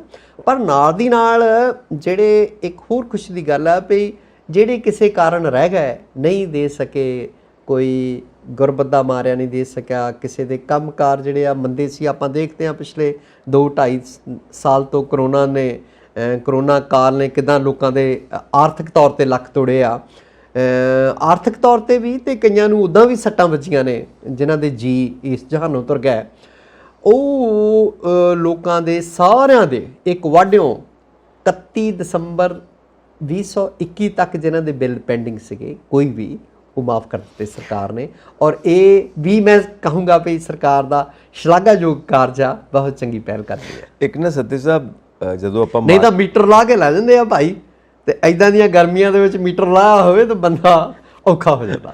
ਆਦਤ ਪੈ ਗਈ ਨਾ, ਬਿਲਕੁਲ ਆਦਤ ਪੈ ਗਈ ਆ ਜੀ। ਇਹ ਕੂਲਰਾਂ ਹੀਟਰਾਂ ਦੀ ਆਦਤ ਪੈ ਗਈ ਆ, ਏਸੀ ਲੱਗੇ ਹੋਏ ਆ, ਠੀਕ ਹੈ, ਨਾ ਸਿਆਲਾਂ ਨੂੰ ਸਰਦਾ ਤੇ ਨਾ ਗਰਮੀਆਂ ਨੂੰ ਸਰਦਾ। ਸੋ ਇੱਕ ਚੀਜ਼ ਹੈ ਜੀ, ਇੱਕ ਆਪਾਂ ਆਮ ਤੌਰ ਤੇ ਬਿਜ਼ਨਸ ਦੇ ਵਿੱਚ ਗੱਲ ਕਰਦੇ ਹੁੰਦੇ ਹਾਂ, ਕਿਉਂਕਿ ਜੇ ਆਪਾਂ ਦੇਖੀਏ ਨਾ ਬਿਜ਼ਨਸ ਪੁਆਇੰਟ ਆਫ ਵਿਊ ਦੇ ਨਾਲ, ਤਾਂ ਪੰਜਾਬ ਇੱਕ ਇੰਡਸਟਰੀ ਆ, ਪੰਜਾਬ ਇੱਕ ਬਹੁਤ ਵੱਡੀ ਕੰਪਨੀ ਹੈ। ਬਿਲਕੁਲ ਠੀਕ ਹੈ, ਅਸੀਂ ਉਸ ਕੰਪਨੀ 'ਚ ਰਹਿੰਦੇ ਹਾਂ, ਅਸੀਂ ਸਾਰੇ ਸ਼ੇਅਰ ਹੋਲਡਰਸ ਹਾਂ ਉਹਦੇ, ਜਿਹਨੂੰ ਕੰਪਨੀ ਦੇ ਹਿਸਾਬ ਨਾਲ ਦੇਖੀਏ। ਸੋ ਬਿਜ਼ਨਸ ਦੇ ਵਿੱਚ ਇੱਕ ਗੱਲ ਕਹੀ ਜਾਂਦੀ ਹੈ, ਦੇयर इज नो ਫ੍ਰੀ ਲੰਚ। ਜੀ, ਹਰ ਚੀਜ਼ ਦੀ ਪੇਮੈਂਟ ਹੈ, ਤੁਹਾਨੂੰ ਪੈਸੇ ਦੇਣੇ ਪੈਣਗੇ। ਬਿਲਕੁਲ। ਕਿੱਥੋਂ ਲਿਆਣੇ ਨੇ? ਹੁਣ ਜਿਹੜੇ 300 ਯੂਨਿਟ ਫ੍ਰੀ ਹੋਏ 31 ਦਸੰਬਰ ਤੱਕ, ਸਾਰੇ ਬਿੱਲ ਮਾਫ ਹੋਏ, ਜਾਂ 1000 ਰੁਪਈਆ ਲੇਡੀਜ਼ ਨੂੰ ਦੇਣਾ, ਜਾਂ ਹੋਰ ਵੀ ਸਬਸਿਡੀਜ਼, ਸਭ ਕੁਝ ਆ ਫ੍ਰੀ, ਕੁਝ ਵੀ ਨਹੀਂ ਹੈ।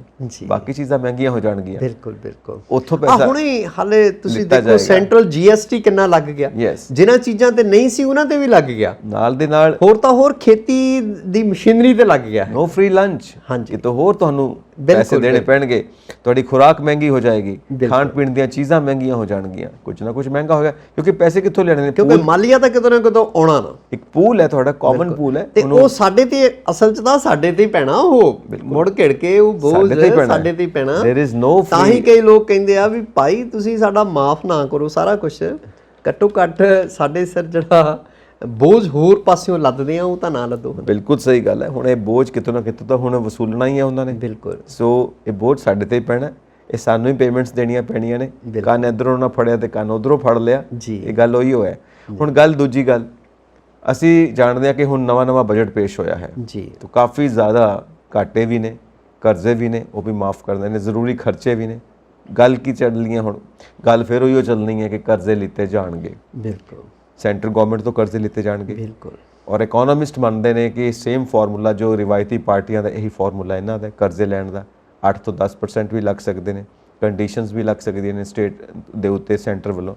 ਤਾਂ ਕਿਉਂ ਨਹੀਂ ਇਹਨਾਂ ਨੇ ਜੋ NRIs ਬੈਠੇ ਹੋਏ ਨੇ, ਵੱਡੇ ਪੰਜਾਬ ਦੇ ਅੰਦਰ ਵੀ ਬੈਠੇ ਹੋਏ ਨੇ, ਉਹਨਾਂ ਕੋਲੋਂ ਕਿਉਂ ਨਹੀਂ ਪੈਸੇ ਲਿੱਤੇ ਗਏ? ਹੋ ਸਕਦਾ 10% ਜਾਂ 8% ਦੀ ਬਜਾਏ 4 ਤੋਂ 6% ਤੇ ਇਹਨਾਂ ਨੂੰ ਕਰਜ਼ਾ ਮਿਲ ਜਾਂਦਾ। ਹਾਂ, ਜਾਂ ਉਹਨਾਂ ਨੂੰ ਮਤਲਬ ਕੋਈ ਚੰਗੀਆਂ ਸਕੀਮਾਂ ਦੇ ਕੇ ਉਹਨਾਂ ਦੀ ਅਲਿਊਰਮੈਂਟ ਕਰ ਸਕਦੇ ਆ, ਉਹਨਾਂ ਨੂੰ ਪਤਿਆ ਸਕਦੇ ਆ ਵੀ ਭਾਈ ਅਸੀਂ ਸਰਕਾਰ ਤੁਹਾਡਾ ਫਾਇਦਾ ਕਰੂਗੀ, ਤੁਸੀਂ ਸਾਨੂੰ ਘੱਟ ਪੈਸੇ ਦੇ ਕਰਜ਼ਾ ਦੇਵੋ। ਸੋ ਜਿੱਦਾਂ ਮੈਂ ਦੱਸ ਰਿਹਾ ਕਿ ਕੰਪਨੀ ਹੈ, ਤਾਂ ਕੰਪਨੀ ਦੇ ਹਿਸਾਬ ਨਾਲ ਕੋਈ ਤੁਸੀਂ ਇਸ ਤਰ੍ਹਾਂ ਦਾ ਯੂਨਿਟ ਬਣਾਉਂਦੇ ਹੋ, ਕੋਈ ਇਸ ਤਰ੍ਹਾਂ ਦਾ ਬਿਜ਼ਨਸ ਪ੍ਰਪੋਜ਼ਲ ਲੈ ਕੇ ਆਉਂਦੇ ਹੋ ਜਿਹਦੇ ਵਿੱਚ ਤੁਸੀਂ ਪੰਜਾਬ ਦੇ ਸਾਰੇ ਜੋ ਬਾਸ਼ਿੰਦੇ ਨੇ ਉਹਨਾਂ ਨੂੰ ਤੁਸੀਂ ਆਪਣਾ ਸਟੇਕ ਹੋਲਡਰ ਬਣਾਉਂਦੇ ਹੋ, ਸ਼ੇਅਰ ਹੋਲਡਰ ਬਣਾਉਂਦੇ ਹੋ। ਸੋ ਸਭ ਹੱਸਦੇ ਖੁਸ਼ੀ ਉਹਦੇ ਵਿੱਚ ਆਉਣਗੇ, ਉਹਦੇ ਵਿੱਚ ਸ਼ਾਮਿਲ ਹੋਣਗੇ। ਜਿੰਨਾ ਵੀ ਉਹਨਾਂ ਦੀ ਇਨਵੈਸਟਮੈਂਟ ਜਿੰਨੀ ਵੀ ਕਰ ਸਕਦੇ ਨੇ ਆਪਣੀ ਪਾਕਟ ਦੇ ਮੁਤਾਬਿਕ ਹਰ ਇੱਕ ਬੰਦਾ ਕਰੇਗਾ, ਕਾਮਨ ਪੂਲ ਦੇ ਅੰਦਰ ਮਨੀ ਆਏਗੀ।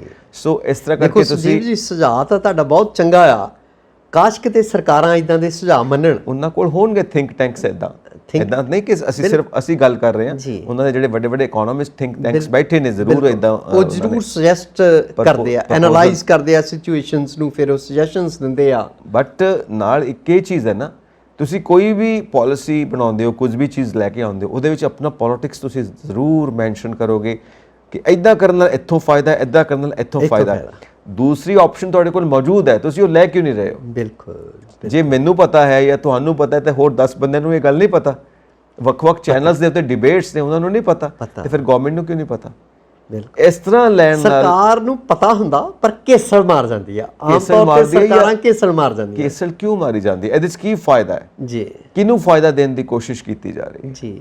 ਠੀਕ ਹੈ ਨਾ, ਦੇਖਣ ਵਾਲੀ ਗੱਲ ਤਾਂ ਇਹ ਹੈ ਨਾ। ਬਿਲਕੁਲ। ਇਹ ਕਿੱਥੋਂ ਕੀ ਗੇਮ ਘੁੰਮੇਗੀ, ਕਿੱਥੋਂ ਕੀ ਫਾਇਦੇ ਹੋਣਗੇ, ਕੌਣ ਕਿੱਥੋਂ ਕਿੰਨੇ ਕੱਟਸ ਲਏਗਾ, ਕਿੱਥੋਂ ਇਹ ਸਾਰੀਆਂ ਰਿਵਾਇਤੀ ਫਾਰਮੂਲੇ ਫਿਰ ਚੱਲਣਗੇ। ਬਿਲਕੁਲ। ਕਿਉਂਕਿ ਜਦੋਂ ਆਪਸ਼ਨਸ ਮੌਜੂਦ ਨੇ ਤਾਂ ਆਪਸ਼ਨਸ ਕਿਉਂ ਨਹੀਂ? ਦੇਖੋ, ਜੇ ਤਾਂ ਰਿਵਾਇਤੀ ਫਾਰਮੂਲਿਆਂ ਤੇ ਇਹ ਸਰਕਾਰ ਵੀ ਚੱਲਦੀ ਰਹੀ ਫਿਰ ਛੇਤੀ ਲੋਕਾਂ ਦੇ ਵਿੱਚ ਆਪਣਾ ਆਧਾਰ ਗਵਾ ਲੂਗੀ, ਕਰਜ਼ਾ ਹੋਰ ਚੜੂਗਾ, ਕਰਜ਼ਾ ਹੋਰ ਚੜੂਗਾ, ਉਹ ਸਾਡੇ ਤੁਹਾਡੇ ਸਿਰ ਚੜੂਗਾ, ਬਿਲਕੁਲ ਚੜੂਗਾ, ਟੈਕਸਾਂ ਦਾ ਬੋਝ ਹੋਰ ਚੱਲਾਂਗੇ, ਬਿਲਕੁਲ, ਬਿਜਲੀ ਤੇਲ ਪਾਣੀ ਹੋਰ ਮਹਿੰਗਾ ਹੋਊਗਾ, ਖੁਰਾਕੀ ਵਸਤਾਂ ਹੋਰ ਮਹਿੰਗੀਆਂ ਹੋਣਗੀਆਂ, ਘਰਾਂ 'ਚ ਆਮ ਵਰਤੋਂ ਦੀਆਂ ਚੀਜ਼ਾਂ ਮਹਿੰਗੀਆਂ ਹੋਣਗੀਆਂ।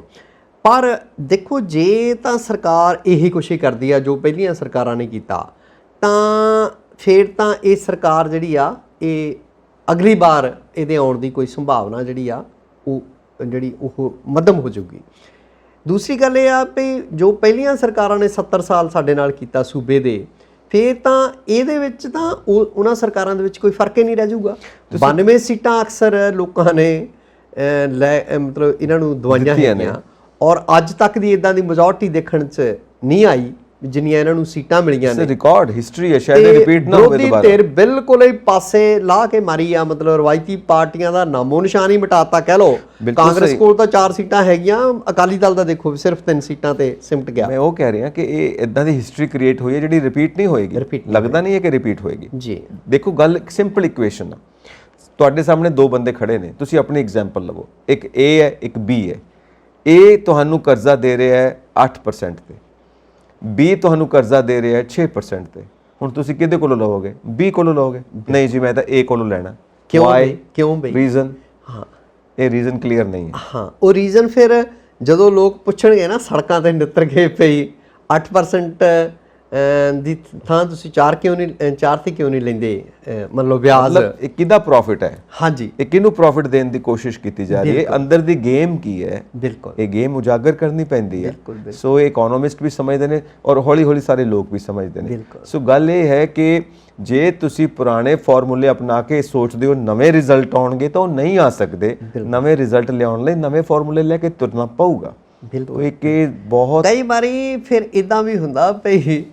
ਜ਼ਿਲ੍ਹਾ ਹੁਸ਼ਿਆਰਪੁਰ 'ਚ ਇੱਕ ਪਿੰਡ ਡੱਫਰ ਹੈ ਜੀ, ਗੜ੍ਹਦੀਵਾਲੇ ਦੇ ਲਾਗੇ, ਜ਼ਿਲ੍ਹਾ ਹੁਸ਼ਿਆਰਪੁਰ, ਤਹਿਸੀਲ ਦਸੂਆ, ਤੇ ਉਹਦਾ ਗੜ੍ਹਦੀਵਾਲੇ ਦੇ ਲਾਗੇ ਪੈਂਦਾ ਕਾਮਰੇਡਾਂ ਦਾ ਪਿੰਡ ਵੱਜਦਾ ਡੱਫਰ। ਹਾਂਜੀ, ਡੱਫਰ ਦੇ ਲੋਕਾਂ ਨੇ ਇੱਕ ਵਾਰੀ ਕੋਈ ਪਿੰਡ 'ਚ ਵੋਟਾਂ ਮੰਗਣ ਗਿਆ ਬੰਦਾ, ਅੰਬੈਸਡਰ ਕਾਰਾਂ ਹੁੰਦੀਆਂ ਸੀ, ਤੇ ਪਿੰਡ ਦੇ ਲੋਕਾਂ ਨੇ ਇਕੱਠੇ ਹੋ ਕੇ ਨਾ ਕਾਰ ਦਾ ਮੂੰਹ ਸ਼ਹਿਰ ਵੱਲ ਨੂੰ ਕਰਤਾ, ਗੜ੍ਹਦੀਵਾਲੇ ਵੱਲ ਨੂੰ ਚੁੱਕ ਕੇ। ਵਾਹ ਜੀ ਵਾਹ, ਭਾਈ ਜਿੱਧਰੋਂ ਆਇਆ ਸੀ ਉਧਰ ਨੂੰ ਜਾ, ਤੇ ਪਿੰਡ 'ਚ ਨਹੀਂ ਵੜਨਾ ਮੁੜ ਕੇ। ਦੇਖੋ ਕਿਤੇ ਕਿਤੇ ਫਿਰ ਇਦਾਂ ਵੀ ਹੁੰਦੀ ਆ, ਹਨਾ। ਸੋ ਤੇ ਆਪਾਂ ਇਹ ਵੀ ਦੇਖਦੇ ਆ ਪਈ ਪਿੰਡਾਂ ਦੇ ਵਿੱਚ, ਮਾਲਵੇ 'ਚ ਖਾਸ ਕਰਕੇ, ਮਾਲਵੇ ਵਾਲਿਆਂ 'ਚ ਮੈਨੂੰ ਲੱਗਦਾ ਵੀ ਅੱਜ ਦੀ ਡੇਟ ਦੇ ਵਿੱਚ ਜਿਹੜੀ ਵੀ ਕੋਈ ਸਰਕਾਰ ਵਿਰੋਧੀ ਲਹਿਰਾਂ ਆ ਜਾਂ ਕੋਈ ਵਿਰੋਧ ਦੀ ਸੁਰ ਉੱਠਦੀ ਆ ਤਾਂ ਉਹ ਮਾਲਵੇ 'ਚ ਜ਼ਿਆਦਾ ਉੱਠਦੀ ਆ, ਹਨਾ। ਚਾਹੇ ਉਹ ਹਰਗੋਬਿੰਦ ਕੌਰ ਹੋਵੇ ਆਂਗਨਵਾੜੀ ਵਰਕਰਾਂ ਦੀ ਪ੍ਰਧਾਨ, ਤੇ ਚਾਹੇ ਹੋਰ ਲੋਕ ਹੋਣ।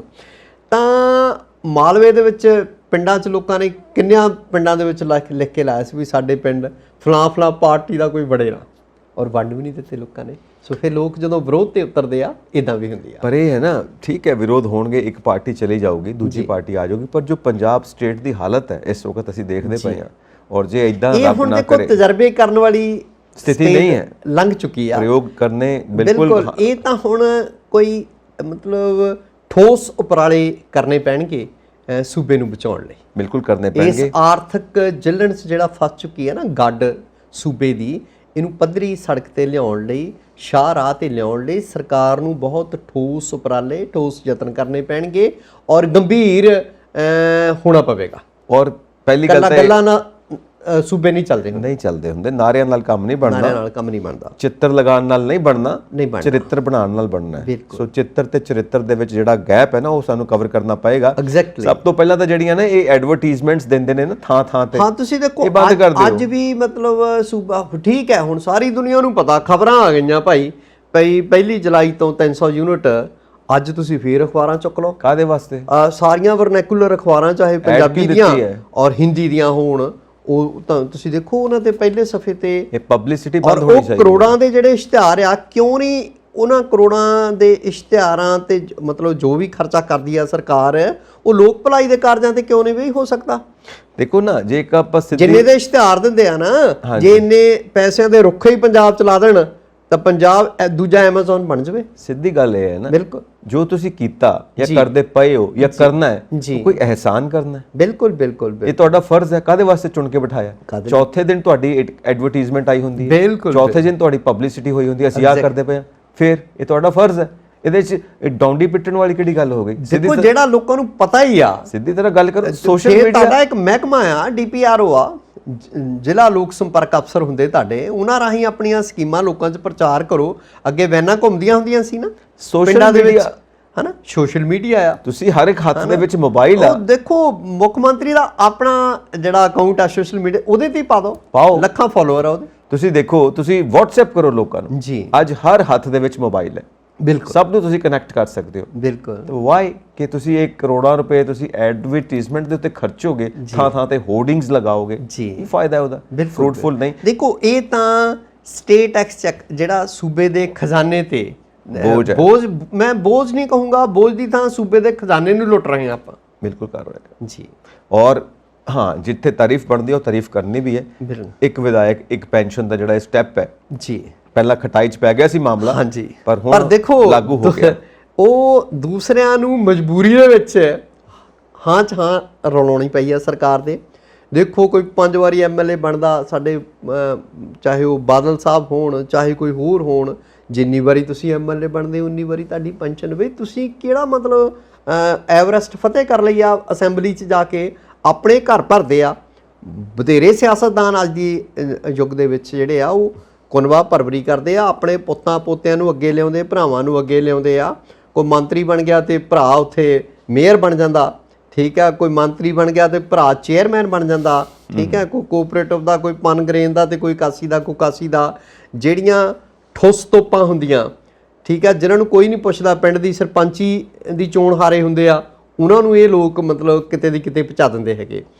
ਤਾਂ ਉਹਦੀ ਬਜਾਏ ਤੁਸੀਂ ਜਿਹੜਾ ਆ ਉਹ ਲੋਕਾਂ ਨੂੰ ਜਿਹੜਾ ਕੋਈ ਮਤਲਬ ਕੋਈ ਚੱਜ ਦਾ ਮੁੱਦਾ ਦੇਵੋ ਨਾ, ਤੁਸੀਂ ਲੋਕਾਂ ਨੂੰ ਚੱਜ ਦਾ ਮੁੱਦਾ ਦਿਓ, ਔਰ ਜਿਹੜੇ ਠੋਸ ਕਦਮ ਚੁੱਕਣੇ ਨੇ ਉਹਦੀ ਕੋਈ ਸਟ੍ਰੈਟਜੀ ਤਾਂ ਹੋਵੇ। ਬਿਲਕੁਲ। ਜਿੱਥੇ ਤੁਸੀਂ ਹਮੇਸ਼ਾ ਬਜਟ ਤੋਂ ਪਹਿਲਾਂ ਲੋਕਾਂ ਨੂੰ ਕਹਿ ਦਿੱਤਾ ਕਿ ਸਾਨੂੰ ਆਪਣੇ ਸੁਝਾਅ ਦਿਓ, ਲੋਕੀ ਕੀ ਸੁਝਾਅ ਦੇਣਗੇ ਇਹਦੇ 'ਚ? ਬਿਲਕੁਲ ਬਿਲਕੁਲ। ਕਰਨਾ ਤਾਂ ਤੁਸੀਂ ਉਹੀ ਹੈ ਜਿਹੜਾ ਤੁਸੀਂ ਆਪ ਕਰਨਾ ਚਾਹੁੰਦੇ ਹੋ, ਕਿਉਂਕਿ ਲੋਕੀ ਕਿੰਨਾ ਕੁ ਸਮਝਦੇ ਨੇ ਕਿ ਕਿੰਨਾ ਖਜ਼ਾਨਾ ਹੈ, ਕਿੱਥੋਂ ਕਿੰਨੇ ਤੁਸੀਂ ਸਟੇਕਸ ਲਿੱਤੇ ਹੋਏ ਨੇ। ਬੰਦੇ ਨੂੰ ਤਾਂ ਇਸ ਗੱਲ ਦੀ ਕੋਈ ਸੋਝ ਹੀ ਨਹੀਂ ਹੁੰਦੀ ਤੇ ਭਾਈ ਸੂਬਾ ਕਿੱਦਾਂ ਚੱਲਦਾ, ਕਿੱਥੋਂ ਪੈਸਾ ਆਉਂਦਾ, ਕਿੱਥੇ ਜਾਂਦਾ, ਕਿੱਥੇ ਖਰਚ ਹੁੰਦਾ, ਔਰ ਆਪਣੀ ਲਿਮਿਟ ਤੋਂ ਜ਼ਿਆਦਾ ਤੁਸੀਂ ਕਰਜ਼ੇ ਲਿੱਤੇ ਹੋਏ ਨੇ। ਬਿਲਕੁਲ। ਆਮ ਬੰਦੇ ਨੂੰ ਥੋੜਾ ਪਤਾ ਹੈ ਤਮਾਸ਼ੇਬਾਜ਼ੀ, ਡਰਾਮੇਬਾਜ਼ੀ ਜਿਵੇਂ ਪਹਿਲਾਂ ਕੀਤੀ ਸੀ ਕਿ ਕਿਹੜਾ ਬੰਦਾ ਕੈਂਡੀਡੇਟ ਹੋਣਾ ਚਾਹੀਦਾ ਹੈ। ਬਿਲਕੁਲ। ਔਰ ਇਹ ਜਿਹੜੇ ਪੈਨਸ਼ਨਾਂ ਵਾਲਾ ਮਸਲਾ ਆ ਨਾ, ਭਈ ਇੱਕ ਵਿਧਾਇਕ ਇੱਕ ਪੈਨਸ਼ਨ, ਠੀਕ ਹੈ, ਬਿਲਕੁਲ, ਕਰੋੜਾਂ ਦਾ ਬੋਝ ਸਟੇਟ ਦੇ ਖਜ਼ਾਨੇ ਤੇ, ਸੂਬੇ ਦੇ ਖਜ਼ਾਨੇ ਤੇ।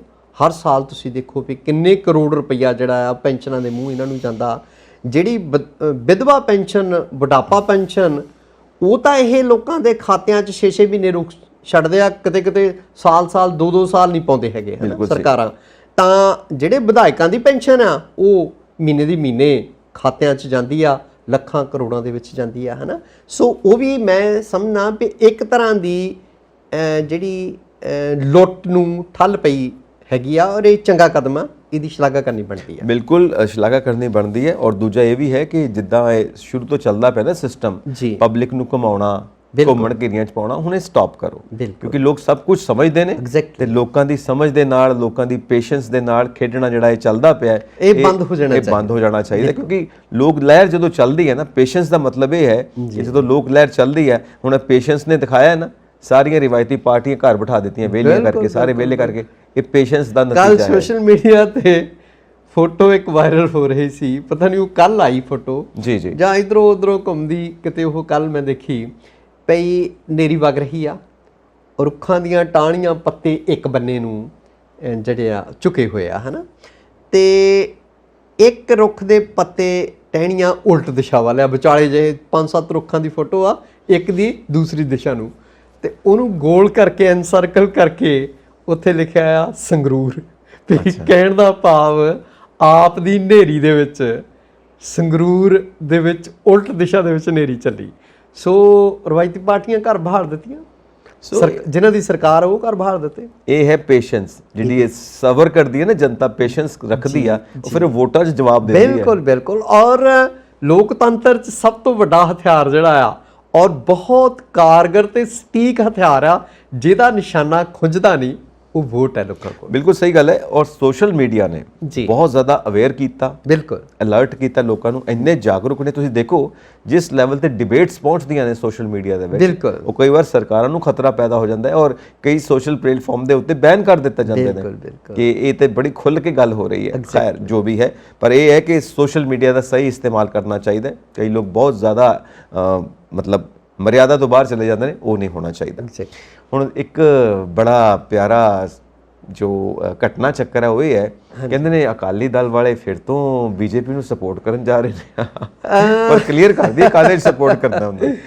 ਗੱਲ ਇਹ ਆ ਭਈ ਦੇਖੋ ਸੰਜੀਵ, ਪਿਛਲੇ ਦਿਨੀ ਆਪਾਂ ਖਬਰ ਪੜ੍ਹੀ ਵੀ JP ਨੱਡਾ ਜਿਹੜੇ ਭਾਜਪਾ ਦੇ ਕੌਮੀ ਪ੍ਰਧਾਨ ਆ, ਉਹਨਾਂ ਨੇ ਜੀ ਅਕਾਲੀ ਦਲ ਨੂੰ ਅਪੀਲ ਕੀਤੀ ਆ ਭਈ ਰਾਸ਼ਟਰਪਤੀ ਚੋਣ ਦੇ ਵਿੱਚ ਮੁਰਮੂ ਦੀ ਹਮਾਇਤ ਕੀਤੀ ਜਾਵੇ। ਬਿਲਕੁਲ ਜੀ।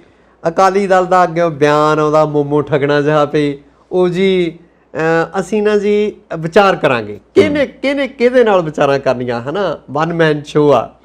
ਤੇ ਜਿਹੜਾ ਕੋਈ ਵਿਰੋਧ ਦੀ ਸੁਰ ਉੱਠਦੀ ਆ ਉਹਨੂੰ ਘਰ ਬਹਾਲ ਦਿੰਦੇ ਆ ਅਕਾਲੀ ਦਲ ਵਾਲੇ। ਆਪਣੇ ਕੋਲ ਅਨੇਕਾਂ ਉਦਾਹਰਨਾਂ ਨੇ। ਉਹ ਕਹਿੰਦੇ ਵੀ ਅਸੀਂ ਜੀ ਸਲਾਹ ਮਸ਼ਵਰਾ ਕਰਕੇ ਪਾਰਟੀ, ਹੈ ਨਾ, ਦੱਸੂਗੀ। ਹੁਣ ਸੁਖਬੀਰ ਬਾਦਲ ਹੋਰੀ ਹਮਾਇਤ ਕਰਦੇ ਆ, ਨਾਲੇ ਕਹਿੰਦੇ ਆ ਭਈ ਸਾਡੇ ਭਾਜਪਾ ਨਾਲ ਤਾਂ ਮਤਭੇਦ ਆ ਜੀ, ਪਰ ਕਿਉਂਕਿ ਮੁਰਮੂ ਨੇ ਜਿਹੜਾ ਹੈਗਾ ਉਹ ਬਹੁਤ ਜ਼ਿਆਦਾ ਜਿਹੜਾ ਕੰਮ ਕੀਤਾ ਹੈਗਾ ਲੋਕਾਂ ਦੇ ਲਈ, ਦੱਬੇ ਕੁਚਲੇ ਲੋਕਾਂ ਲਈ, ਇਸ ਕਰਕੇ ਅਸੀਂ ਉਹਦੀ ਹਮਾਇਤ ਕਰ ਰਹੇ ਹੈਗੇ ਆ। ਤੁਸੀਂ ਦੇਖੋ ਭਈ ਕਬਾਇਲੀਆਂ ਦੀ, ਕਿਹੜੇ ਕਬਾਇਲੀ ਆਦੀਵਾਸੀ ਇਲਾਕਾ ਤੇ ਪੰਜਾਬ ਲਈ ਕੀ ਦੇਣਾ ਬਈ ਮੁਰਮੂ ਦੀ। ਠੀਕ ਹੈ, ਸਿਨਹਾ ਨੇ ਵੀ ਬਥੇਰਾ ਕੰਮ ਕੀਤਾ ਦੱਬਿਆਂ ਕੁਚਲਿਆਂ ਲਈ। ਜਿਹੜੇ ਜਸ਼ਵੰਤ ਸਿਨਹਾ ਦੂਸਰੀਆਂ ਪਾਰਟੀਆਂ ਦੇ, ਉਹ ਵੀ ਬੀਜੇਪੀ ਦੇ ਨੇ।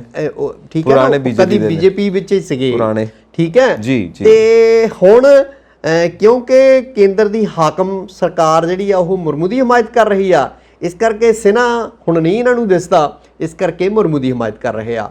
ਇਹਨੂੰ ਖੁਦਗਰਜੀ ਤੇ ਮੌਕਾ ਪ੍ਰਸਤੀ ਦੀ ਸਿਆਸਤ ਕਿਹਾ ਜਾਂਦਾ ਹੈਗਾ। ਹਾਂਜੀ। ਤੇ ਇਹਨਾਂ ਨੂੰ ਬਾਦਲਾਂ ਨੂੰ ਜਾਂ ਅਕਾਲੀ ਦਲ ਨੂੰ ਦੱਬਿਆਂ ਕੁਚਲਿਆਂ ਦੇ ਹੱਕ ਕਿੱਥੋਂ ਦਿਸਣ ਲੱਗ ਪਏ। ਉਹ ਮਤਲਬ ਜਿਹੜੇ ਕਬਾਇਲੀ ਲੋਕਾਂ ਦੇ ਹੱਕ ਤੇ ਉਹਨਾਂ ਦੀ ਬਿਹਤਰੀ ਲਈ ਕੀਤਾ ਕੰਮ ਮੁਰਮੂ ਦਾ ਕਿੱਥੋਂ ਦਿਸਣ ਲੱਗ ਪਿਆ। ਜਿਹੜੇ ਵਣਜਾਰੇ ਸਿੱਖ ਨੇ ਰੁਲਦੇ ਫਿਰਦੇ ਆ ਮੱਧ ਪ੍ਰਦੇਸ਼ ਦੇ ਵਿੱਚ, ਉੜੀਸਾ ਦੇ ਵਿੱਚ, ਹੋਰ ਸੂਬਿਆਂ ਦੇ ਵਿੱਚ। ਹਾਂਜੀ। ਜਿਹੜੇ ਵਿਰਲੇ ਟਾਵੇਂ ਸਿੱਖ ਆ, ਜਿਨ੍ਹਾਂ ਨੂੰ ਕਈਆਂ ਨੂੰ ਪੰਜਾਬੀ ਲਿਖਣੀ ਪੜ੍ਹਨੀ ਨਹੀਂ ਆਉਂਦੀ, ਪਰ ਉਹ ਪਾਠ ਕਰਦੇ ਆ, ਉਹ ਪੁਸ਼ਤ ਦਰ ਪੁਸ਼ਤ ਜਿਹੜੇ ਆ ਗੁਰੂ ਮਹਾਰਾਜ ਦੀ ਸੇਵਾ ਵੀ ਕਰਦੇ ਆ। ਉਹਨਾਂ ਦੀ ਬਿਹਤਰੀ ਲਈ ਤਾਂ ਅੱਜ ਤੱਕ ਕੋਈ ਮਤਲਬ ਜੇ ਕਹੋ ਨਾ ਵੀ ਆ ਵੀ ਇਹਦੇ ਹੀ ਅਸੀਂ ਉਦਾਹਰਣ ਦੇ ਸਕਦੇ ਹਾਂ ਵੀ ਆਹ ਅਸੀਂ ਉਹਨਾਂ ਲੋਕਾਂ ਲਈ ਕੰਮ ਕੀਤਾ, ਉਹਨਾਂ ਸਿੱਖਾਂ ਲਈ ਤਾਂ ਇਹਨਾਂ ਨੇ ਕਦੀ ਕੁਝ ਕੀਤਾ ਨਹੀਂ। ਤੇ ਉਹ ਕਬਾਇਲੀ ਤੇ ਦੱਬੇ ਕੁਚਲੇ ਇਹਨਾਂ ਨੂੰ ਹੁਣ ਦਿਸਦੇ ਆ, ਮਤਲਬ ਮੁਰਮੂ ਹੁਣ ਇਹਨਾਂ ਨੂੰ ਦਿਸਦੇ ਆ। ਇਹ ਨਿਰੀ ਖੁਦਗਰਜੀ ਆ, ਮੌਕਾ ਪ੍ਰਸਤੀ ਆ। ਬਿਲਕੁਲ, ਸਿਆਸਤ ਦਾ ਦੂਜਾ ਨਾਂ ਮੌਕਾ ਪ੍ਰਸਤੀ। ਬਿਲਕੁਲ ਬਿਲਕੁਲ, ਨਾ ਦੋਸਤੀ ਪੱਕੀ ਨਾ ਦੁਸ਼ਮਣੀ ਪੱਕੀ, ਮੌਕਾ ਪ੍ਰਸਤੀ ਪੱਕੀ। ਬਿਲਕੁਲ। ਸੋ ਜਿੱਥੇ ਜੋ ਫਾਇਦਾ ਦਿਖੇਗਾ। ਕਿਸੇ ਵਕਤ ਕਹਿੰਦੇ ਨੇ ਕਿ ਅਕਾਲੀ ਔਰ ਜਦੋਂ ਬੀਜੇਪੀ ਇਕੱਠੇ ਸੀਗੇ, ਪਰ ਅਕਾਲੀਆਂ ਦਾ ਪੂਰਾ ਜ਼ੋਰ ਰਿਹਾ ਕਿ ਬੀਜੇਪੀ ਦੇ ਕਿਸੇ ਵੀ ਕੈਂਡੀਡੇਟ ਨੂੰ ਹੀਰੋ ਨਹੀਂ ਬਣਨ ਦੇਣਾ, ਲੀਡਰ ਨਹੀਂ ਬਣਨ ਦੇਣਾ। ਦੂਸਰਾ ਦੇਖੋ ਵੱਡੀ ਗੱਲ ਇਹ ਆ ਵੀ ਤੁਸੀਂ ਗੱਠਜੋੜ ਸਰਕਾਰ ਚਲਾਈ ਇੰਨਾ ਸਮਾਂ, ਔਰ ਸਿਧਾਂਤਕ ਤੌਰ ਤੇ ਅਕਾਲੀ ਦਲ ਕਿਤੇ ਖੜਾ, ਭਾਜਪਾ ਕਿਤੇ ਖੜੀ ਆ। ਠੀਕ ਹੈ ਨਾ। ਬਿਲਕੁਲ। ਤੇ ਉਹਦੇ ਤੇ ਫਿਰਕੂ ਲੇਬਲ ਵੀ ਲੱਗਦਾ ਰਿਹਾ ਵੀ ਭਾਜਪਾ ਫਿਰਕੂ ਪਾਰਟੀ ਆ। ਕਦੀ ਸਾਡੇ ਮਾਨਯੋਗ ਪ੍ਰਧਾਨ ਮੰਤਰੀ ਤੇ ਹੀ ਅਮਰੀਕਾ ਦੇ ਵਿੱਚ ਪਾਬੰਦੀ ਲੱਗੀ ਸੀ। ਠੀਕ ਹੈ, ਗੁਜਰਾਤ ਦੰਗਿਆਂ ਦੇ ਨਾਲ ਜੋੜ ਕੇ। ਬਿਲਕੁਲ। ਹਾਲਾਂਕਿ ਸੁਪਰੀਮ ਕੋਰਟ ਨੇ ਉਹਨਾਂ ਨੂੰ ਕਲੀਨ ਚਿੱਟ ਦਿੱਤੀ ਆ। ਤੇ ਉਹ ਪਰ ਮੇਰਾ ਕਹਿਣ ਦਾ ਭਾਵ ਆ ਵੀ ਕੋਈ ਸਿਧਾਂਤ, ਇੱਕੋ ਸਿਧਾਂਤਕ ਗੱਠਜੋੜ ਥੋੜ੍ਹਾ ਸੀਗਾ, ਇਹ ਮੌਕਾ ਪ੍ਰਸਤੀ ਦਾ ਗੱਠਜੋੜ ਸੀਗਾ। ਉਹੀ ਹੈ। ਠੀਕ ਹੈ। ਤੇ ਹੁਣ ਉਹ ਜਿਹੜੇ ਜਿੱਦਾਂ ਲੋਕ ਕਹਿ ਦਿੰਦੇ ਆ ਵੀ ਅੰਦਰ ਖਾਤੇ ਸਾਰੇ ਇੱਕੋ ਹੀ ਆ, ਆਪਣਾ ਜਿਹੜਾ ਉਹ ਦਿਖਾੜ ਦਿੱਤਾ ਇਹਨਾਂ ਨੇ ਜਲਵਾ ਮੁਰਮੂ ਦੀ ਹਮਾਇਤ ਕਰਕੇ।